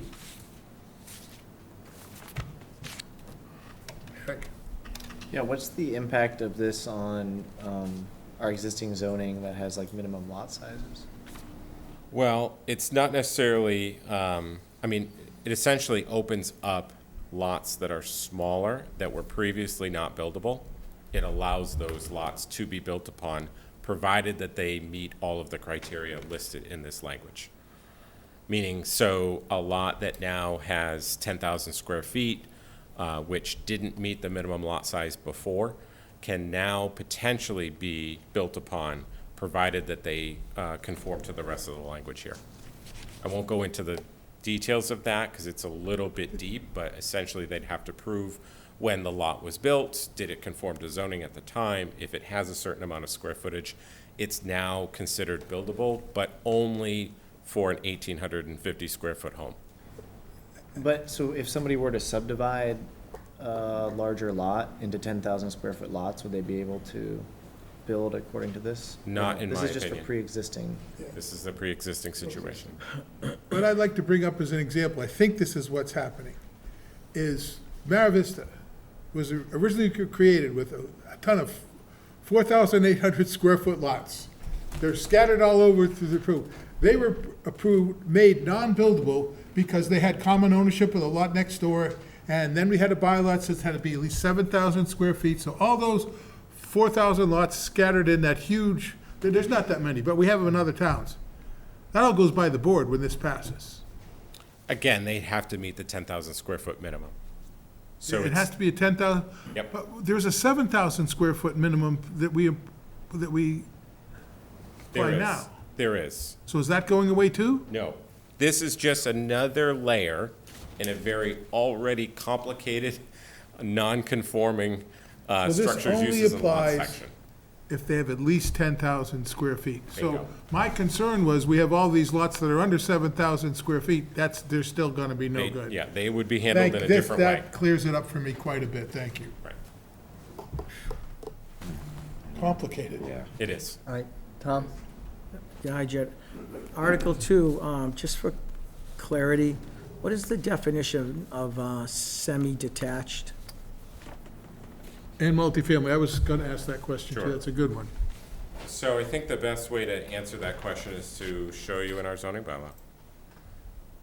It's one of the items that we will work to try and address moving forward for the definition, because, you know, we had this similar question about that. Let me just quickly get there.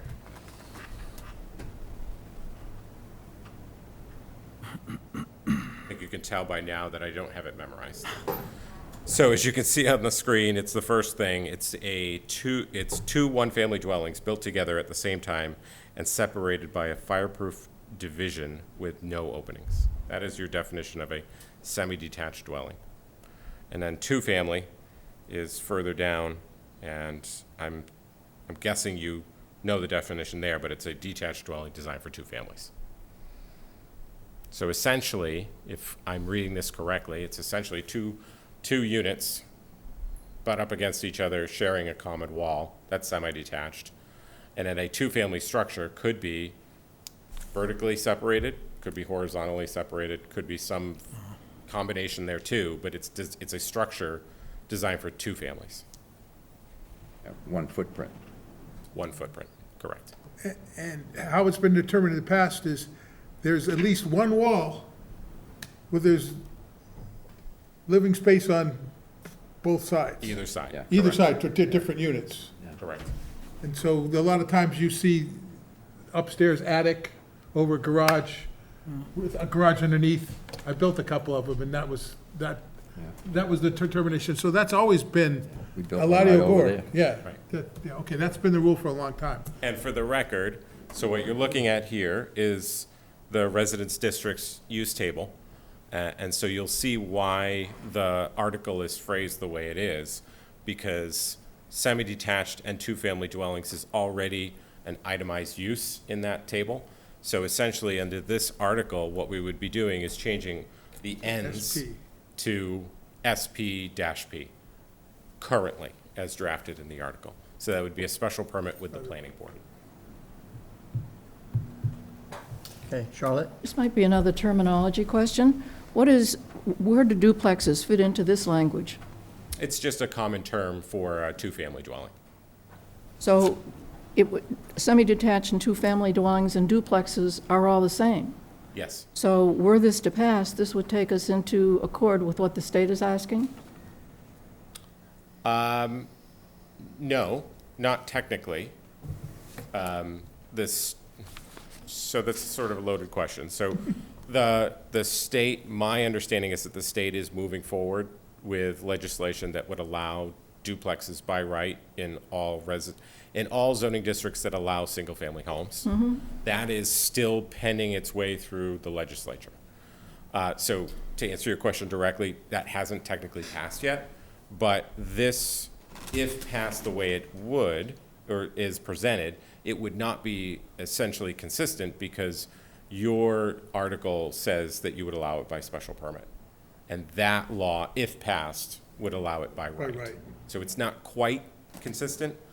And this article that you have is restricted to just the residence districts, not the agricultural districts, which also allow single-family homes by right. So that's the only difference, is the by right issue, and not agricultural. Correct, and where it's located. Okay, so in effect, we're kind of jumping the gun a little bit. If we were to do this, I think that for purposes of a public hearing, it would be better to clarify that so that people who come to a public hearing would be aware of the entire context of it and have a chance to discuss it. So to me, bringing this forward now is premature. Noted. I couldn't tell you whether or not that legislation's actually going to pass or not, too. So, I mean, we're really... No, there's no knowing that. There's no knowing that. But it's possible that we might want to do this. I think that the letter that Laura Moynihan sent really added a lot of insight to the whole conversation, that were we to do this, it really should be with some standards and not open-ended, so that it wouldn't go as a kind of a naked by right or not by right or special permit. Her point, as I understood it, I could be wrong, is that if you do it by special permit, you're adding an extra layer of expense to the homeowners, one. So she was arguing, please don't make it by special permit, but do have standards so that people know what you're trying to do. And she seemed to be arguing that there are several ways to do semi-detached, two-family, multifamily, however you want, duplexes, however you want to call it. And the ones that she feels that would be most helpful to the town would be allowing existing buildings to be retrofitted, in effect, to be adapted for two-family use, which would be one kind of an aesthetic in a neighborhood.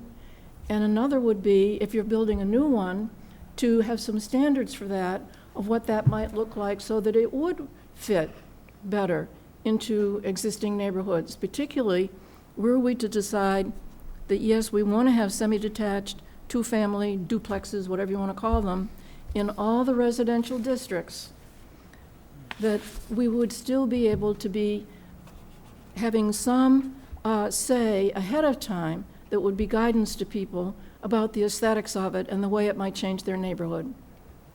My whole concern around allowing duplexes in every neighborhood, two things. I don't see how we would target any one neighborhood and say only they or not those can have them.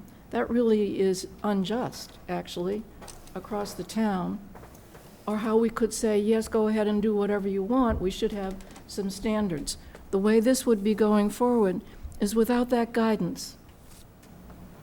If we could slow it down so that we could have a longer conversation around the things that Ms. Moynihan brought up, it would be a good thing. It would be helpful.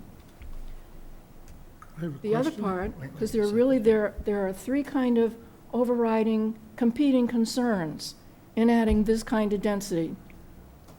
There are the density issues. How dense do we want things to be? And I think most of us who would like the town to remain inclusive want more density so that we could hopefully make that affordable, and there's no provision in that to do that. There is the whole issue of maintaining the character of our neighborhoods, which this board has always attempted to do, and we haven't quite brought it up yet, but the town water department has very forcefully brought to our attention. There's the capacity issue of how much capacity do we have to add density and additional septic issues and water use issues. And his argument in his letter is we have practically no leeway there. So going backwards, applying it to what we're being asked to put forward to a public hearing, this is too incomplete to go forward. It leaves out all of these really big questions that would be big changes in town, and it kind of disguises them in this simple language.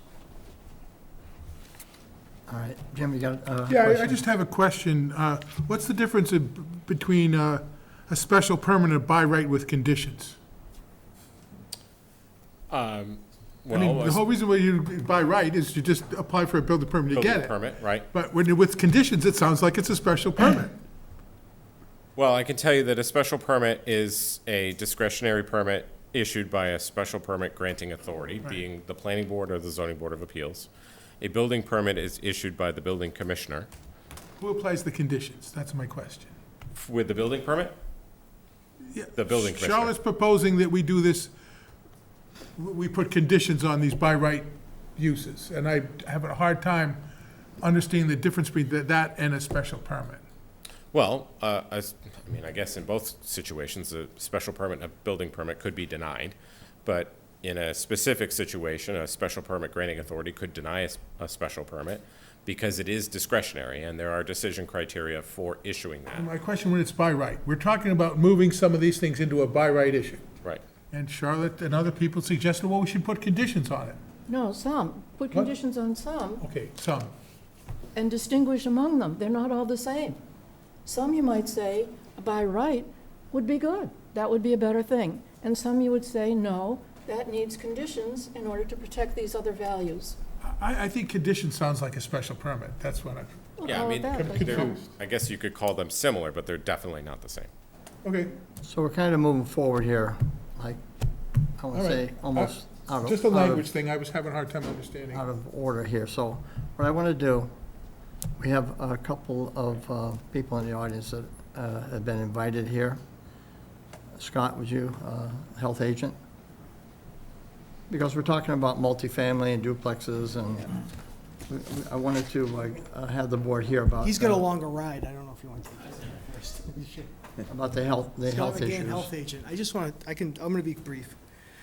I'll tell you where we are with wastewater and go from there. So as you decide whether you want to increase density in non-sewered areas, I'll give you a few things to think about. Just give me one sec. So there's all the nitrogen-sensitive areas highlighted in a yellow-ish color, which is the vast majority of town.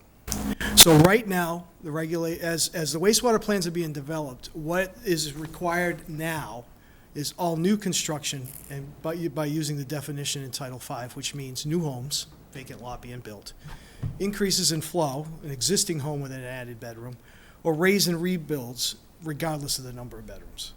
So they're all putting in denitrification units now, okay?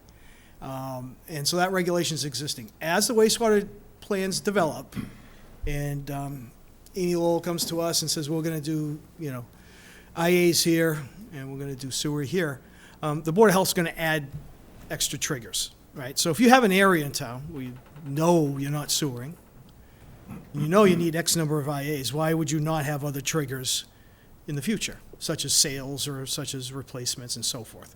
We're not at that point yet. So as it stands, plans are being developed, and it's only for new construction. Looking at your map, Jay, can you call that map up? That cool map you had, is it in this one here? Oh, right here. So when you're in a non-sewered area, such as, let's say, these lots I'm circling here, denitrification isn't quite the same as sewering. Generally speaking, it's a 2-to-1. For every 2 homes you put an IA on is about the same as 1 sewer. Think about our wastewater treatment plant runs at 3 milligrams per liter, 5 milligrams at the worst. We have 1 IA system right now that's readily available in Falmouth. It's a 10 milligram per liter or less, which is more than double what a wastewater treatment plant would get. So when DEP looks at these maps later on, and what we've done is sewering being, let's say, a 1, an IA, you'll need 2 of them. I think one of the things about IAs is they're individual. There is variation. How are they maintained? How are they operated? And quite frankly, aren't going to take as much stuff out, including nitrogen, as a wastewater treatment plant will. So never think that they're equivalent. I think what we're starting to hear is, well, I'll just throw an IA in. It'll be fine. Well, an IA is much better than a septic system, certainly better than a 1963 vintage septic system. but not quite the same as sewer. I mean, sewer is much, much higher level. And so as you think about this, I just wanted to, keep in the back of your mind that, if you take some of these lots here and you put let's say 100 units, okay, 100 bedrooms, 50 bedrooms. That's going to go into the math equation. It's not going to be the same as sewering, and then there's going to be additional needs because this is one big giant math test. Jed and I are on the meetings monthly, each watershed, and then there's sub-watersheds. Inside the watersheds, there's a certain number of amount of nitrogen that you need to take out. And then whatever you sewer, you take that off, and then when you IA, you basically need a two for every house tie-in. If you add, then that needs to be factored in the math equation. So if you're at, example, 5,000 kilograms in a watershed of nitrogen per year, and you put in something large, you might be 5,200 in that watershed. Well, that 200 kilograms per year has to be factored in, and additional IAs or additional sewering will have to be in that watershed to compensate for any future development. Okay, so IAs doesn't mitigate it to zero. It just lessens the pain, reduces the nitrogen beyond what a normal septic system would. It doesn't inherently make it zero. And I think some people are starting to think, well, I'll put an IA in and I've done everything.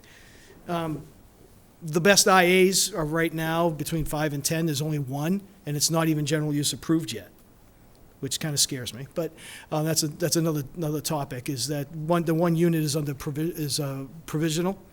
There's another one that's being used a little bit more down Cape, but isn't really sold around here. And so, it's a lot to ask of a particular technology, and over time, we don't know its long term. And so I can't sit here and tell you that all these IAs are going to be running at 5 in perpetuity or running at 3, certainly not. And so, the Board of Health wrote the reg on 10, and the plans are being done on 10 milligrams per liter, which right now is 1 unit, perhaps. Well, there's 1 readily available right now. And so that's what I just wanted to say. When you think about, as you're developing and as you think about going outside with Mr. Cod, because I'm assuming Mr. Cod increases the densities a lot on a particular lot, there's going to be a price to pay for that in that watershed, and the nitrogen loading is still higher than it would be if it's sewered.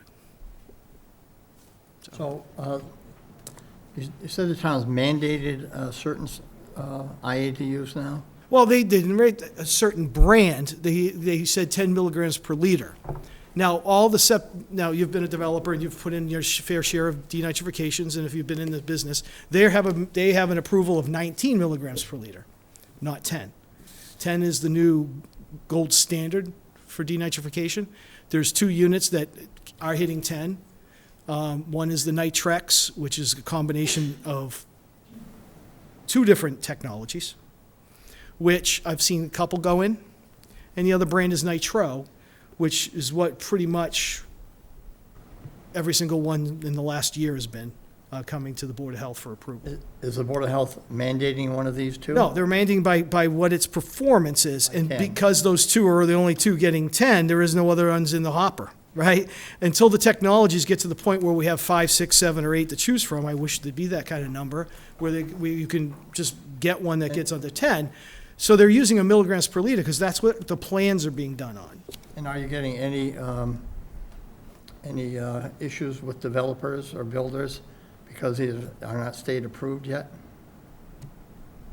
Well, there is some extra paperwork, and the DEP wants a financial mechanism for in case these systems don't work out, which makes extra insurance or extra things on the developer. So yes. But that's essentially what, I'm trying to think of the last subdivision. It would be the Josiah Path has one. All the large Sail Away Lane, all the ones, I think those were ZBA, they may not have been yours, but that come to mind, they're all Nitro systems because they're made locally and, they're readily available. And so the engineers have sort of switched to that one brand. I'm hoping there'll be others, but DEP's not listening. Nobody in the room's from DEP, right? Are not very easy to deal with. There's a technology in Japan called the Fuji Clean, and they're not really interested in dealing with this with mass DEP to sell a few thousand of them. They're just not, because there's the hoops that you need to go through. So I think DEP needs to rethink what they're doing and be a little bit more open about new technology, because I certainly do not want to go into this thing putting in hundreds per year of these and only having one brand. But it doesn't matter what the brand is. I think we're getting a little off topic. The goal, the reality is Amy Lowell can do a heck of a better job than any local denitrification unit on a particular property. You mind if There's just anybody- no doubt, there's just no comparison. You mind taking any other questions the board might have? Yeah, I think Eric had a question. Yeah, in addition to nitrogen, what are other things that wastewater treatment plant can remove that like even a denitrifying system is not going to? Well, phosphorus, and there are no approved phosphorus technology. They do a better job at reducing BOD and TSS, which is the floaties and the organic matter in there. Though some of the denitrification units are pretty good at taking BOD and lowering TSS. One of the benefits, sort of the way I look at it too, is right now we're worried about nitrogen. We don't know what we're worried about in 30 years. Let's say there's a PFAS removal device that you could put on sewage treatment plants. Well, you're certainly not going to go back to X number of homeowners who just spent their $40,000 to put in, plus $2,000, well, maybe a little less than 40, but somewhere between 35 and 40, and $2,000 a year to maintain, and tell them you also have to put this next doohickey on there, which removes this. That's not going to work. You only go to that well once. So I would prefer things to be more on the sewer side, but there's also problems with, with capacity and things of that nature and so forth. So we're not going to be able to sewer the whole town. It's just not going to work at the cost of what sewering is. So the denitrifications, though good, are our only thing to fall back on, aren't quite as good. So I think if it's the best we can do, some towns are just going to be going with that 100%. In North Falmouth, we're not planning, most likely going to plan sewering there. That'll be mostly denite, although those watersheds are in better shape than Great Pond or Wacoit Bay. I think sewering is better, and I think, but if you're going to, I mean, my personal opinion is having a lot of development with increases in future development with utilizing IAs, I just don't, they're good, I just don't want you to think it's an equivalent to sewering. I think that's the one takeaway I would like you to have. John? I can't wait, I'm going to go down the line here. Yeah, Bob, you have any questions? No, I just, the letter from the water superintendent, Matt. I'm going to let him speak after this. I'll wait then. Just a question, like, for instance, the big thing on Sandwich Road, what level of nitrogen was that getting down to? Well, so once you're over 10,000 gallons, you no longer deal with the locals, you deal with DEP. I think DEP negotiated somewhere between 3 and 5, because that's a sewage treatment plant, it's not a septic 3 and system. 5. Once you're over 10,000 gallons, you're in a sewage treatment plant. For example, Seacrest, sewage treatment plant. Okay, if you go below that, if you go below 10,000, you would not be a sewage treatment plant, then the Board of Health would be looking for something that got. So if these things The bigger ever- the system, the better you can get down. You're going to have somebody monitoring it more. You can get a groundwater discharge permit system over 10,000, or a septic system over 5,000, 6,000. When you get a larger system like that, definitely into the single digits, because you're going to have essentially you're going to be having a much more complicated process than throwing in a single unit. So you could get into the 3 to 5, 3 to 8 range on a larger septic or treatment plant. It's just a homeowner variability. We already have 300 in. There's a lot of variability. Homeowners could turn them off. They could not pay the bill to the operator. The operator has not. So, for example, a lot of these tend to produce more sludge because when they clean up the BOD and the TSS, that floaties need to go somewhere, and they sink to the bottom. So some of these systems need to be pumped a little more frequently. And when you're relying on homeowners, you're going to essentially have a lot more variability than you're going to have sewage treatment plant operators. And that's part of the problem. So we're going to have to put them in. We're going to have to put, I would say, well over 1,000 of those in addition to sewering. I'm just saying in development areas, you just don't want, my advice to you is just to think it's not quite the same. It's like, okay, we've solved that problem. We're going to throw in a denitrification unit. It's not the same as a sewage treatment plant. But I think what we're trying to do is create housing. Correct. Well, and there's been a real roadblock of, nitrogen and housing. And Sure. we're hoping there'd so be a environment, they're pulling away from each other. The more housing you have, the more wastewater you're going to generate, the more you've got to clean up, and the more you've got a problem. Right. That problem doesn't go away because that just makes sense, right? That's just the problem, the way it is. Yeah. So, Scott, how many bedrooms does it take to get to the 10,000 mark? 90. 90. Okay, thank you. Pat. What I'm hearing you say, I believe, Scott, is when we're looking at Mr. Cod, it would be advantageous if we really didn't add more. You have to, I'm not trying to sway you one way or the other. I'm just I know saying you you're have to not. factor it in. So if that watershed, whether it's Green Pond or whatever watershed it's in, if the number goes up by 2%, we have to factor a 2% increase in wastewater flow, which then changes the dynamics of what was required in each particular watershed. You do have a bit of build-out. It's not my area of expertise, I'm not doing the planning, but you do have to factor substantial increases.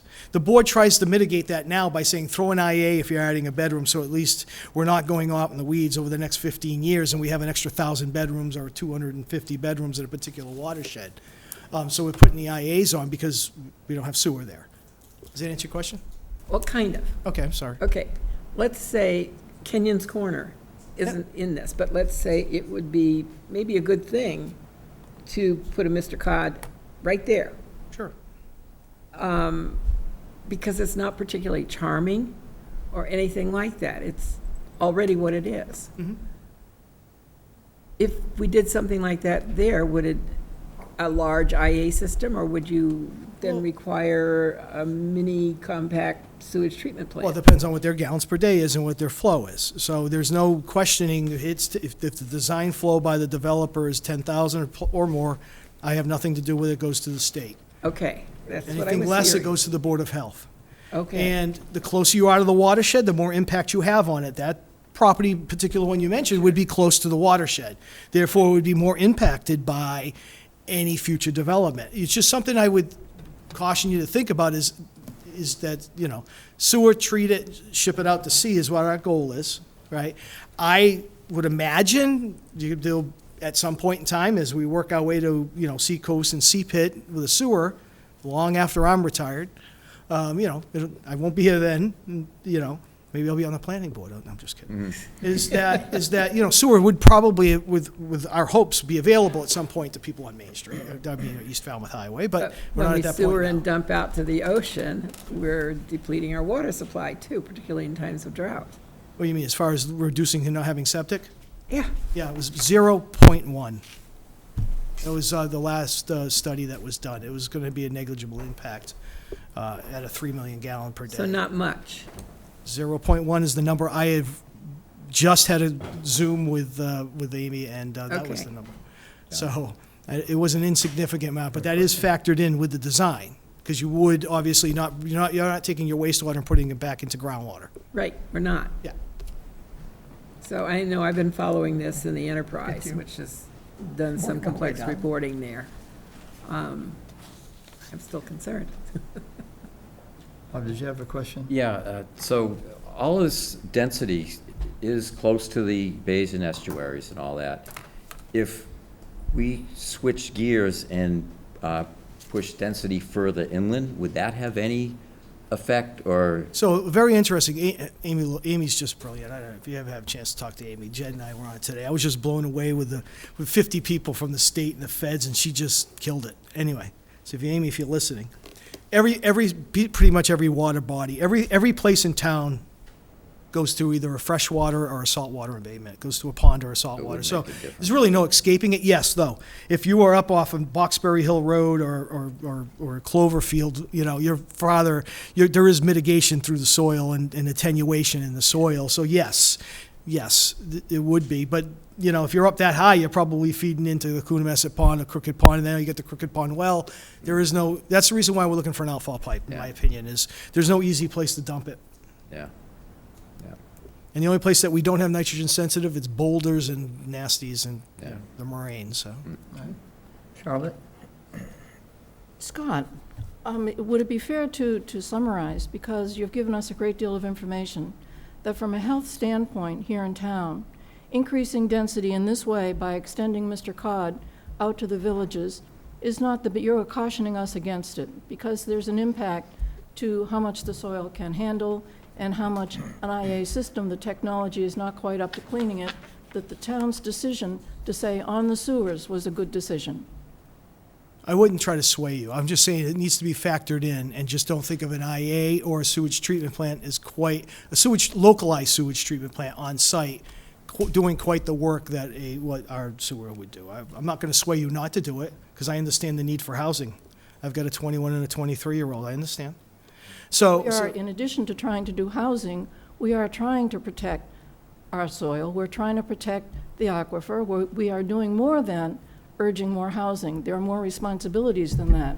There are other values that have a high salience here in this town. And as I hear what you're saying, you're cautioning us that IA technology is not up to doing as good a job as sewering, and it might be better to wait for the sewering or never increase the density that greatly in those areas. yeah, and I don't know what the future of the IA technologies are. Right, none of us does. You know, I love to see a $5,000 one that gets 2 milligrams per liter, but they're not here anywhere. But even so, you could not then mandate a homeowner to buy the most expensive, or the newest, or the best, or to maintain it adequately. You would have individual sewer systems by house. No way to monitor it, really.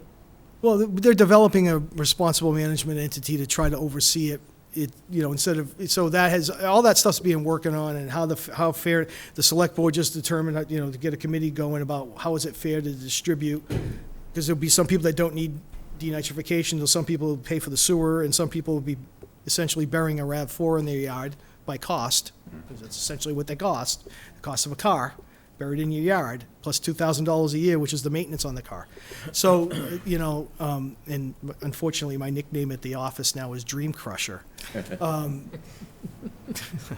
Because I believe Mr. Cott allows 21 units per acre. That's quite an increase in anything that's allowed there now. Yeah, so I mean, you just have to factor it in. Wait, don't go out of turn here, Jim. I know, but there's important, I think there's a solution. I heard you, if we had Mr. Cod and we get to where they have the individual systems at 10,000 gallons and we get down to the level, so there is a way to get greater density, if we put in individual sewer plants. Iffy. That's very iffy. Well, he just said he that was. Wouldn't be the town putting in the sewage treatment plant. That would be the private developer. Private developer, but I'm the one that proposed this. And I was just wanted to put, right now we have 40Bs going up all over the place, and they have a way to do it. Can they do it? But we can't do it by right. I was trying to find a way that we could do it by right. So if we were doing them big enough, where we had the 90 bedrooms, that's only 45 two-bedroom units. That's not that big. So you would get a sewage treatment plant, and you would. The numbers work. I wouldn't regulate it, so you would have to sort of give a number that would be similar to the treatment plant that you were getting. And that's what 375 Sandwich Road, I think, is where the 3 number came from, is try to get it close to what the treatment plant's running. Still extra wastewater, it's still 3, but it's not 0. But if whatever, depends on what each lot happens to have on it now. Let's add another element to this conversation, though, because all you're doing is adding an extra expense when you add this very fancy big IA system. You were talking about affordable housing. This isn't about affordable housing as soon as you start making those additions. So you're now talking about 21 units per acre, that probably in all likelihood, only 25% might be judged to be affordable, but would not be really affordable, and the others will be market rate. And you have not achieved your goal, but you have really harmed the environment of the town. So imagine if everyone that already owns a home in the town of Falmouth was mandated to put a denitrification system in. Probably wouldn't have to put any sewers in. No. That isn't what I heard. The You denies need to do just aren't up both. to Well, that you job. need to do a lot of both. You need to do a lot of both. All the 30,000 homes already exist, if they had to put denitrification Okay, systems in. so let me just. sorry. The point I'm trying to make is, there's a lot of us already own homes and already have our security, and we don't have to spend any money, and we can put all the poo in the water that we want, and no one can say anything to us about it. We're trying to find a way to have more housing. Understand? In a reasonable fashion. This is just more. I'm not development. arguing against it. All I'm saying is just when There's you a lot of people think that don't about have it. housing in this town. Understood. What I'm saying is you just need to think about it, and it'll need to be factored in. And I just wanted to let you know that. And that's You know, why we invited you here this evening. Right, is that septic is not denitrification, but I totally understand what you said, So, Tom, any questions or comments? When can we sewer up Sandwich Road? Just that question. Because the outfall pipe can handle a sewer line, right, on Sandwich Road? They're designing for 3 million gallons per day. That is not the entire town. Okay. The cost of sewering, once you start getting, this is really an Amy Lowell question. Yeah. Our goal is to sewer south of 28 as a primary. Okay. Whether things change over time, it's possible. All right, thank you. And Eric? Eric? Yeah, I feel like the debate has centered on the expansion of Mr. Cod, but I think that if we are to expand density, doing it along that Route 28 corridor, I think is like the best way to do it, because there's the potential to eventually put in sewer. I think this letter in this debate makes me very concerned, and it might be moot because of what the state decides, but like, if we are to suddenly allow additional density kind of throughout the town, you're gonna get, you know, like, there's a potential for up to 18,000 units or whatever, and we have no ability to sewer the whole town, as we've discussed. And that's going to contribute as much or more to use of water and stress on nitrification and stuff than something like a 20-unit or 40-unit development that might even have its own. So I guess, yeah, this whole letter and stuff made me very concerned about the concept of expanding kind of across the whole town, because like we've heard, there's no way we're ever gonna sewer every house in the town. And how are we gonna plan? We just can't plan around transportation infrastructure, wastewater, or water. And if you're building duplexes and stuff, people have lawns and gardens, and they'll be watering those things.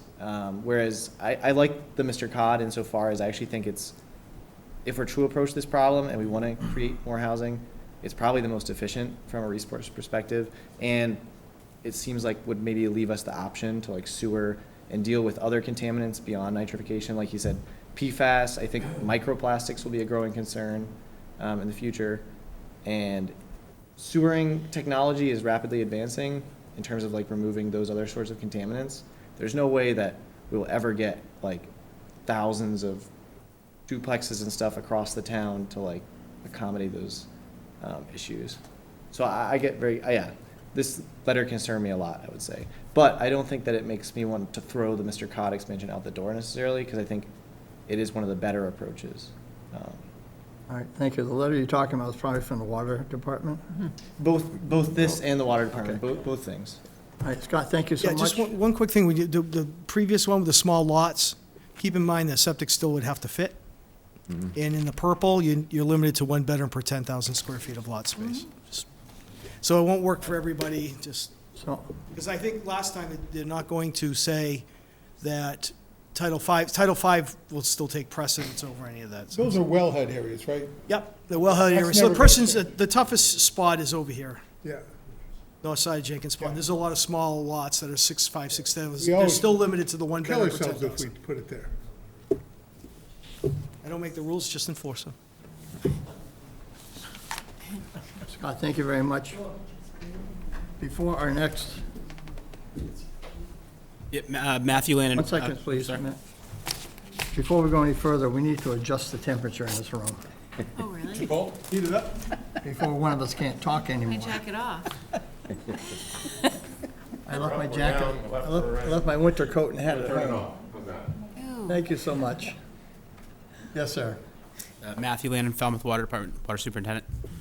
So I just wanted to express to you guys in a letter, just to get it out there, that the town's expanding significantly in the current developments that are already in place that we're planning for in the near future. For instance, 375 Sandwich. We've already accommodated for those developments, but if this moves forward, we potentially might be exceeding our withdrawal permits, and that would mean that DEP is coming after me, and we can only provide so much water based on our permit. We do have an additional source from JBCC, which is, extra water at peak demand, but I just want you guys to be clear, like, you bring the water down so low, and if it doesn't recharge, Long Pond is 60% of our entire community. USGS, that came in last year and did a study of our current aquifer at Long Pond.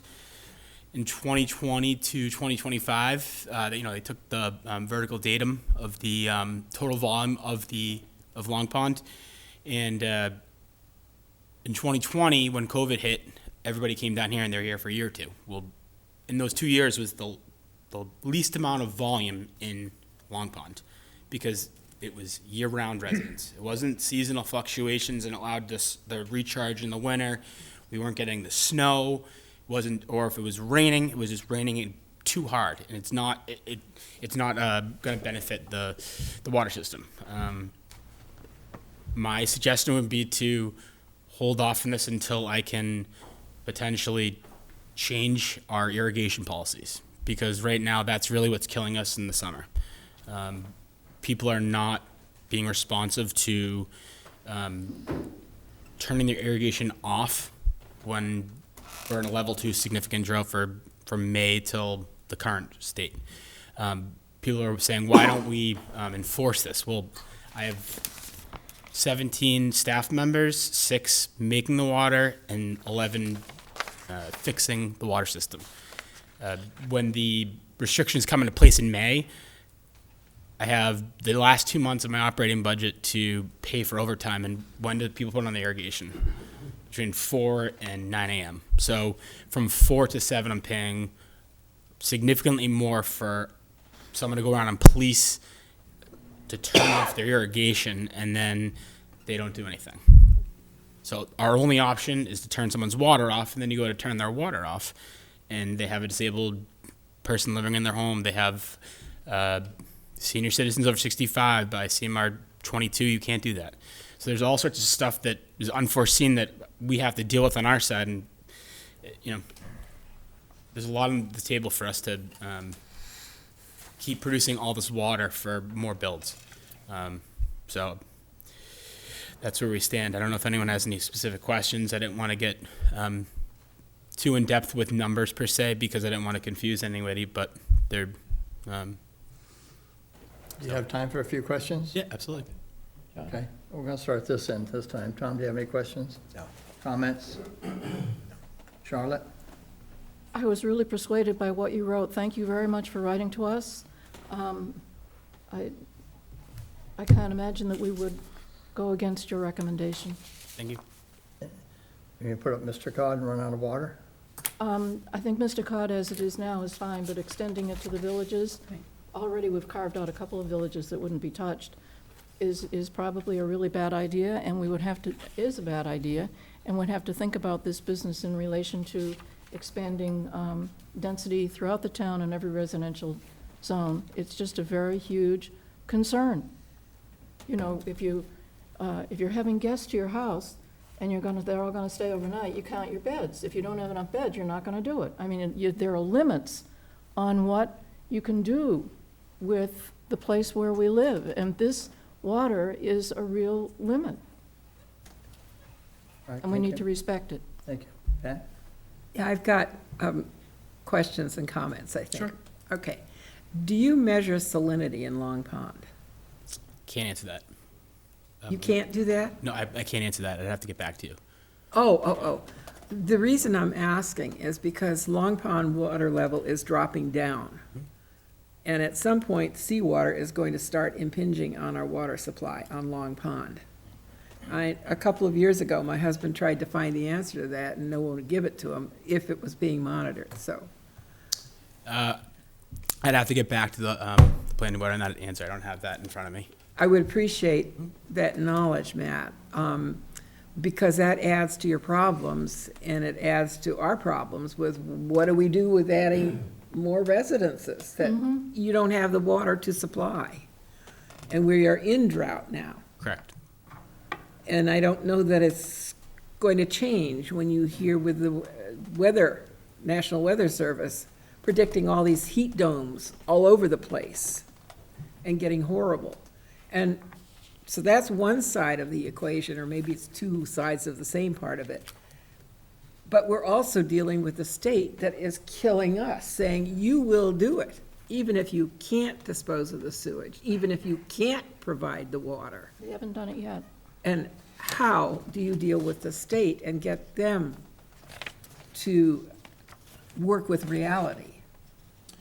Well, just so everyone in this room knows, right now, in the fall, we're going to go into a conceptual design to put the Ishuma well back online. That would give us an additional source for year-round water for the community. However, this is not like a 2 to 3 year turnaround to do all this. This is like a 10-year turnaround, and we have to conceptually design to see how much water we can actually withdraw from this location, if that's the actual location, what the contaminants are at that location. Then we have to go forward and proceed to submit all this to DEP. DEP then has to redraft all of our documentations and our permitting. So it's not going to happen overnight, but that's where we stand. It's, And we can't take more out of the aquifer of the Correct. 4 towns that Correct. have that coalition there. Correct. So we're stuck. I mean, the only alternative would be just like a wastewater treatment plant. You'd build a 40-unit condo area, and they'd have to tap their own well and get their own private water treatment group. And they can hire their own, they'll be completely separate. That's the only alternative. Hadn't thought of that. But they're not completely separate, it's the same aquifer. Yeah. Same aquifer, but they'd have to get all their permitting and everything done completely by themselves. We have nothing to do with it. Completely private. Which means it's unregulated. Where it's regulated. Well, they'd be can't do it. regulated as a private water company. Right. So. Thank you, I appreciate that. Years ago, when we were doing a long-term comprehensive plan, Pat and I with Bob were working on it, we were kind of told that there is a lot of water in the ground in North Falmouth. And if we had ways to get at it, I understand my Long Pond is central to downtown, and there's a lot of use right around it. But there's a ton of land out there, and there's groundwater there. Is there chances of expanding the uses there and getting the water that we need for people out of those areas and not just demanding it out of Long Pond? Potentially, yes, but that's a very long. Well, we were answer. told the problem with it was getting water is we didn't have the discharge permits for it too. I mean, this was a long time ago, but isn't there a great big aquifer up there with lots of water? I mean, the Cape Cod lens supplies water to the entire Cape. How much it can actually supply at peak demand on the 4th of July and the road race is all dependent on the weather, how many people come down here for that one weekend. For instance, this past 4th of July was on a Saturday. It was 95 degrees out, and everyone was using water. Mm-hmm. We couldn't even get our elevated storage tanks to refill overnight in time because people are using so much water. So That's with the existing well systems we with have our now. existing, yes, with Long Pond and our additional sources at Crooked. So, all of this stuff has to be designed and paid for and permitted. There's a lot that goes into that. So just to say, yeah, we could probably tap a well anywhere you want, but we'd have to tie that all in and go through A through Z to get. Well, when you build housing for people, you gotta give them water. I mean, you can't, they two go together. Correct, but that's what I said. I recommend. So you don't build housing? Yeah. Correct. That's what you're saying? Yes. Bob? Yeah, thank you for this letter. I speak to a lot of people about housing on the Cape, and what surprises me is a lot of people bring up water. And you look around, you see the waste that goes on, and you drive around and you see these houses with big, huge lawns. They think it's like an English manor or something. And I'm just wondering if there are other ways that we could do, that's not gonna solve the problem, but maybe through some regulations, through the building commissioner or some other bylaws that limit the amount of irrigationable land on a piece of property, leaving a lot of the property naturally vegetated, or using zero-scaping plantings and things like that. I know in my organization, we try and use natural drought-resistant plants and things like that. We narrow the scope of land that they can have lawns on. There are also other lawn types of materials, like some clovers and things like that are nitrogen fixing and don't require a lot of water. Is there any way, I don't know how we can go about doing that, where we can kind of restrict the amount of water people could use for that? So, And that's what I'm tasked with right now, basically, is how to deter people from using the potable water on their lawns. Yeah. So ultimately, if people want to pay $5,000 to $7,000 and tap their own well, I'd rather have them do that right now than use their potable drinking water on their lawn, because that water's made and more expensive to consume than it is to just put back on the lawns. Yeah. Additionally, the ZBA and the planning board, we all work together, and we're putting conditions in there that they have to have plantings that are drought tolerant, for instance. But besides that, I mean, right now I have to change the policies on how to prevent people from irrigating that are on public water. Yeah. I mean, Vermont has a law that I think it's, I forget what the first term is, but it's Vermont something 250. And any development has to provide information on how it affects the environment. And I wonder if that isn't something that we could look at for the town of Falmouth, where, okay, water is an issue, sewer is an issue. You got to prove that you're not going to have a negative impact on it. And I don't know how we go about doing that. And what's been said too is this, with the state coming down on us, we have to produce this, and and no regard to the fact that we're on this very fragile ecosystem here. I don't know. I mean, do we, blow up the bridges and prevent people from coming here? I don't know. It's, I just don't, it seems to be an untenable situation, but we've got to deal with it. All right, thank you. Eric? Yeah, thank you for this letter. Honestly, number one thing I heard people talk about when I was running was like water quality and water supply. Like everybody I talked to, even if they were concerned about other issues, they would bring that up pretty much. And it's just like a hard physical constraint that we're running up against. I mean, like as Patricia was mentioning, like as sea level rise occurs, we're gonna have more seawater pressing in on the aquifer. It's just like not a good situation. And like I think that people in Beacon Hill need to recognize that we are not like in a topography dominated system where you can just build a longer aqueduct or whatever from a lake or whatever. I mean, I guess we could get to a point where we're like Key West or something where they have like a pipeline of water. But I don't think we even would ever have the density sufficient to cover the cost of doing an infrastructure project like that. Yeah, it's just super I've had concerning. people ask me about whether Falmouth is considering desalination plants. That's how concerned some people are.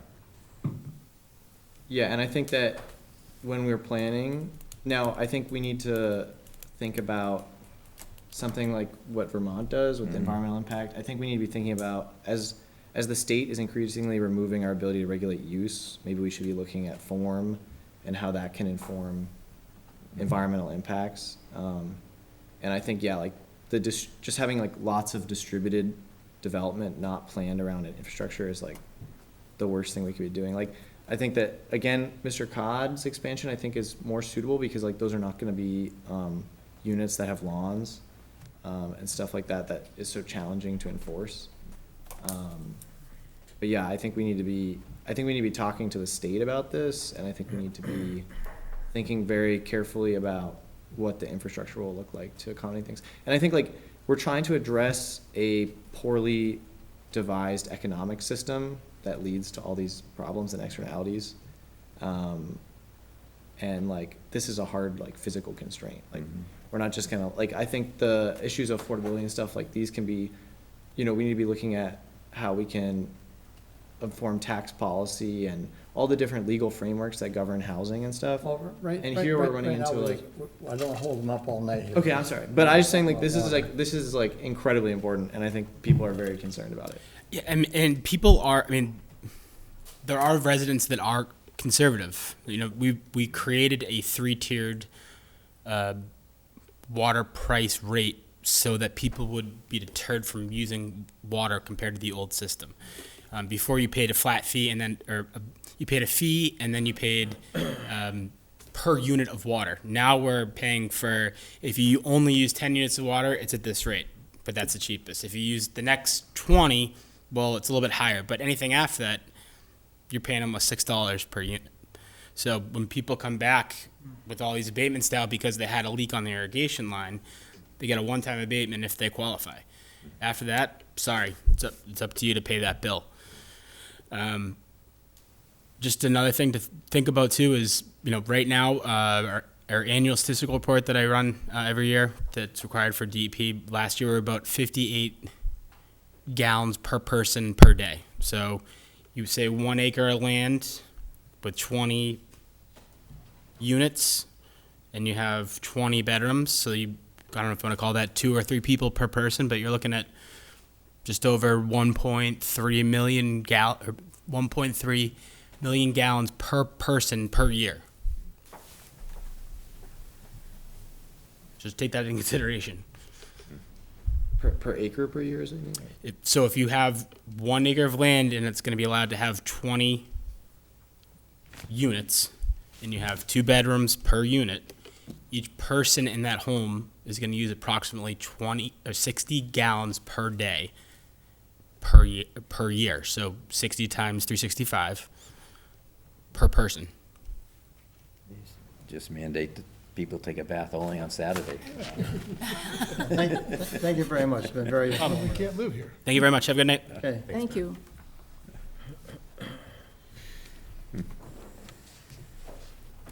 Okay. Wow.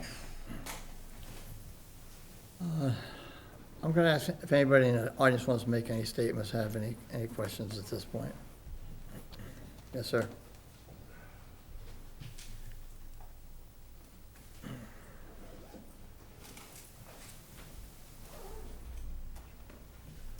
Tony Petrucci, 243 Old Main Road, North Falmouth. I came here to listen tonight, not to speak, but it's hard not to hear that we have a problem that we already all knew about: water, septic systems, nitrogen, phosphorus.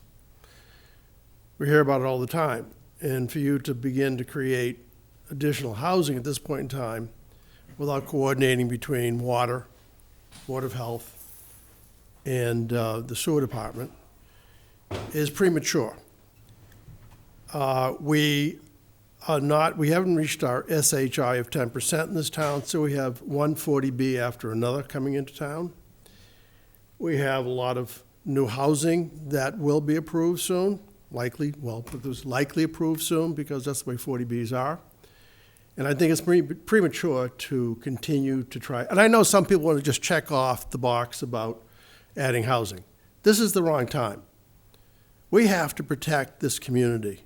And it's very, very, very difficult to do that with the amount of 40Bs coming in this town, never mind adding artificially duplexes to single-family districts. So I'm urging you to maybe try to do a better job of coordinating with water, sewer, and the Board of Health. We've got to protect our waterways, and I'm going to hope that this does not continue forward until we can satisfy what we need to satisfy. It's going to take a lot of years to do that. Well, thank you very much. All right, thank you. Anyone else? Yes, sir. Stan Ingram.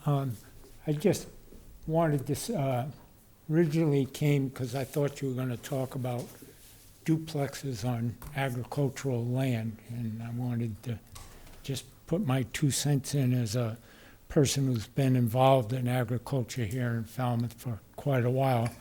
I thought that was a bad idea. We certainly have lost a lot of agricultural land, and people ask me, well, how much? And I don't have those figures.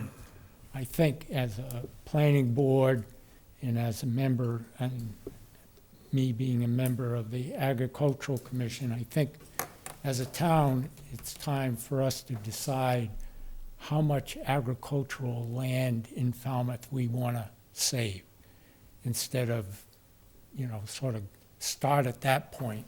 We want 5%, 10% of the remaining agricultural land we want to hold on to. Then after that, we can discuss whether it makes sense to open ag land to duplexes. I enjoyed that letter in the Enterprise also, and then listening to some of the comments from Scott. And tonight, maybe an idea is to, when a house of over 2,000 square feet comes available south of 28, that the town buys that and makes it into a duplex. And then it's already sewered, so you don't have to worry about adding more strain onto a septic or the groundwater. Anyways, I think duplexes on agricultural land is a bad idea at this time. Thanks. All right, thank you. Just a comment. One of the things that we've been trying to do with Mr. Cod and all these other things is because we wanted to have more control over how affordable housing was built in Falmouth, because we do get hammered with 40Bs. And again, 40Bs it's 25% affordable, 75% market rate. So with us trying to get ahead of that, I just want to make sure that people understand that this is what we're trying to do. We're trying to get ahead of it so that we don't have stuff shoved down our throat by the state. Thank you. I'm a little stunned at this point. We had a long meeting so far. So we were going to discuss, Mr. Cotton, we were going to discuss duplexes. I think we should do this at another meeting. Yeah, I agree. This, Getting too late here. yeah. And we listened to everyone from the audience that wanted to speak, Well, so did we listen to everyone? there's only one other person that hasn't spoken. We've got the Enterprise over here. It's just one person we haven't heard from. Well, I invited Scott here this evening. We need to talk about, Thank you. the flow and. Thank you. And, unexpectedly received a letter from the water department, Yeah. which is very informative, and to have him come and speak also and answer our questions. So I think that we've had enough for this evening. If you guys are all set, then we'll go to the committee meeting, committee reports. Staff, do you have any other comments that I should do? There's still the Mr. Cod design guidelines that is on the agenda for tonight that needs to be discussed. Could I talk about that for a minute? Just for a minute? Before you move on, though, you should continue the public hearing on the zoning articles to the 11th. Just bear in mind that that is the next, planning board meeting. We need to get we need to get final articles to the town manager's office by that Friday in order for them to be on the warrant for their meeting on the 17th. So just keep that in mind, but continue the public hearing to the 11th. That's my recommendation. Okay, I move that we continue the public hearing on the planning board zoning articles till the August 11th. Second. All in favor? Aye. Aye. Real fast thing about the design things. Pat and I, but mostly I, had made an appointment with Jed to come talk about the design things. No argument, just a few, with what is the contents of it, but the presentation of it really needs to be sharpened up, because there's too many words, and the points are being lost in all those words. And they have allowed me to maybe redraft it, so maybe we ought to put that off until we have a new draft to look at, which would make it easier to talk about. Design guidelines. The design guidelines. Remember, we looked at them, they had all the pictures? Yes. And they're just the design guidelines for the Mr. Cod area? Those. Charlotte very kindly allowed that she would allow the monkey to be placed on her back to do that. There's a way to put it, but just to let you know, so they're not quite ready to talk about anyway. Do you know when you would like to continue I can make that? it by the 11th. So your 11th meeting is super long now, just to be in Doesn't have to mind. be, but if you need it then, I could do it then. Do you want to do it on the 25th? Is that okay? Or No issue with that, no? is the August 25th okay with everyone, just to give a little reprieve for the next meeting? Yeah. I might not be here, that's my If 84th you- birthday. Really? Yeah. What, on the 25th? I'm sorry? What are you going to discuss? The design guidelines for the Mr. Cod. Okay. Fine, sure. So do we need to, you need to continue the public hearing, make a vote, a motion and a vote. Okay, so I move that we continue the public hearing on the design guidelines for Mr. Cod until August 25th. Second. All in favor? Aye. Aye. Okay, so committee reports. Recreation. Yeah, so Liz Klein from the Select Board, she's the new Recreation Committee liaison for us. And over this past weekend, she toured the rec building with myself and Julie, the rec director, and we addressed some of our building needs with her. And I know, John, you asked about a pickleball update. The rec committee has a meeting on August 12th, and pickleball will be on the agenda for those that want to speak, either at, public comment or when we chat about pickleball. Great, thank you. And Tom, do you have any report on the CPC? No, we didn't have a meeting since our last planning board meeting. Okay. Thank you. So next meeting would be on August 11th. Take a motion to adjourn? Hold on. So moved. Hold on. Future agenda items? I'm sorry, yeah, future agenda items. I've asked twice to be able to make a presentation on using drone supervision of site plans and how much I think it would be helpful, and we can make the applicants pay for it. I would give examples tonight that have come up that could have easily been handled if we had a 10-second or 20-second video.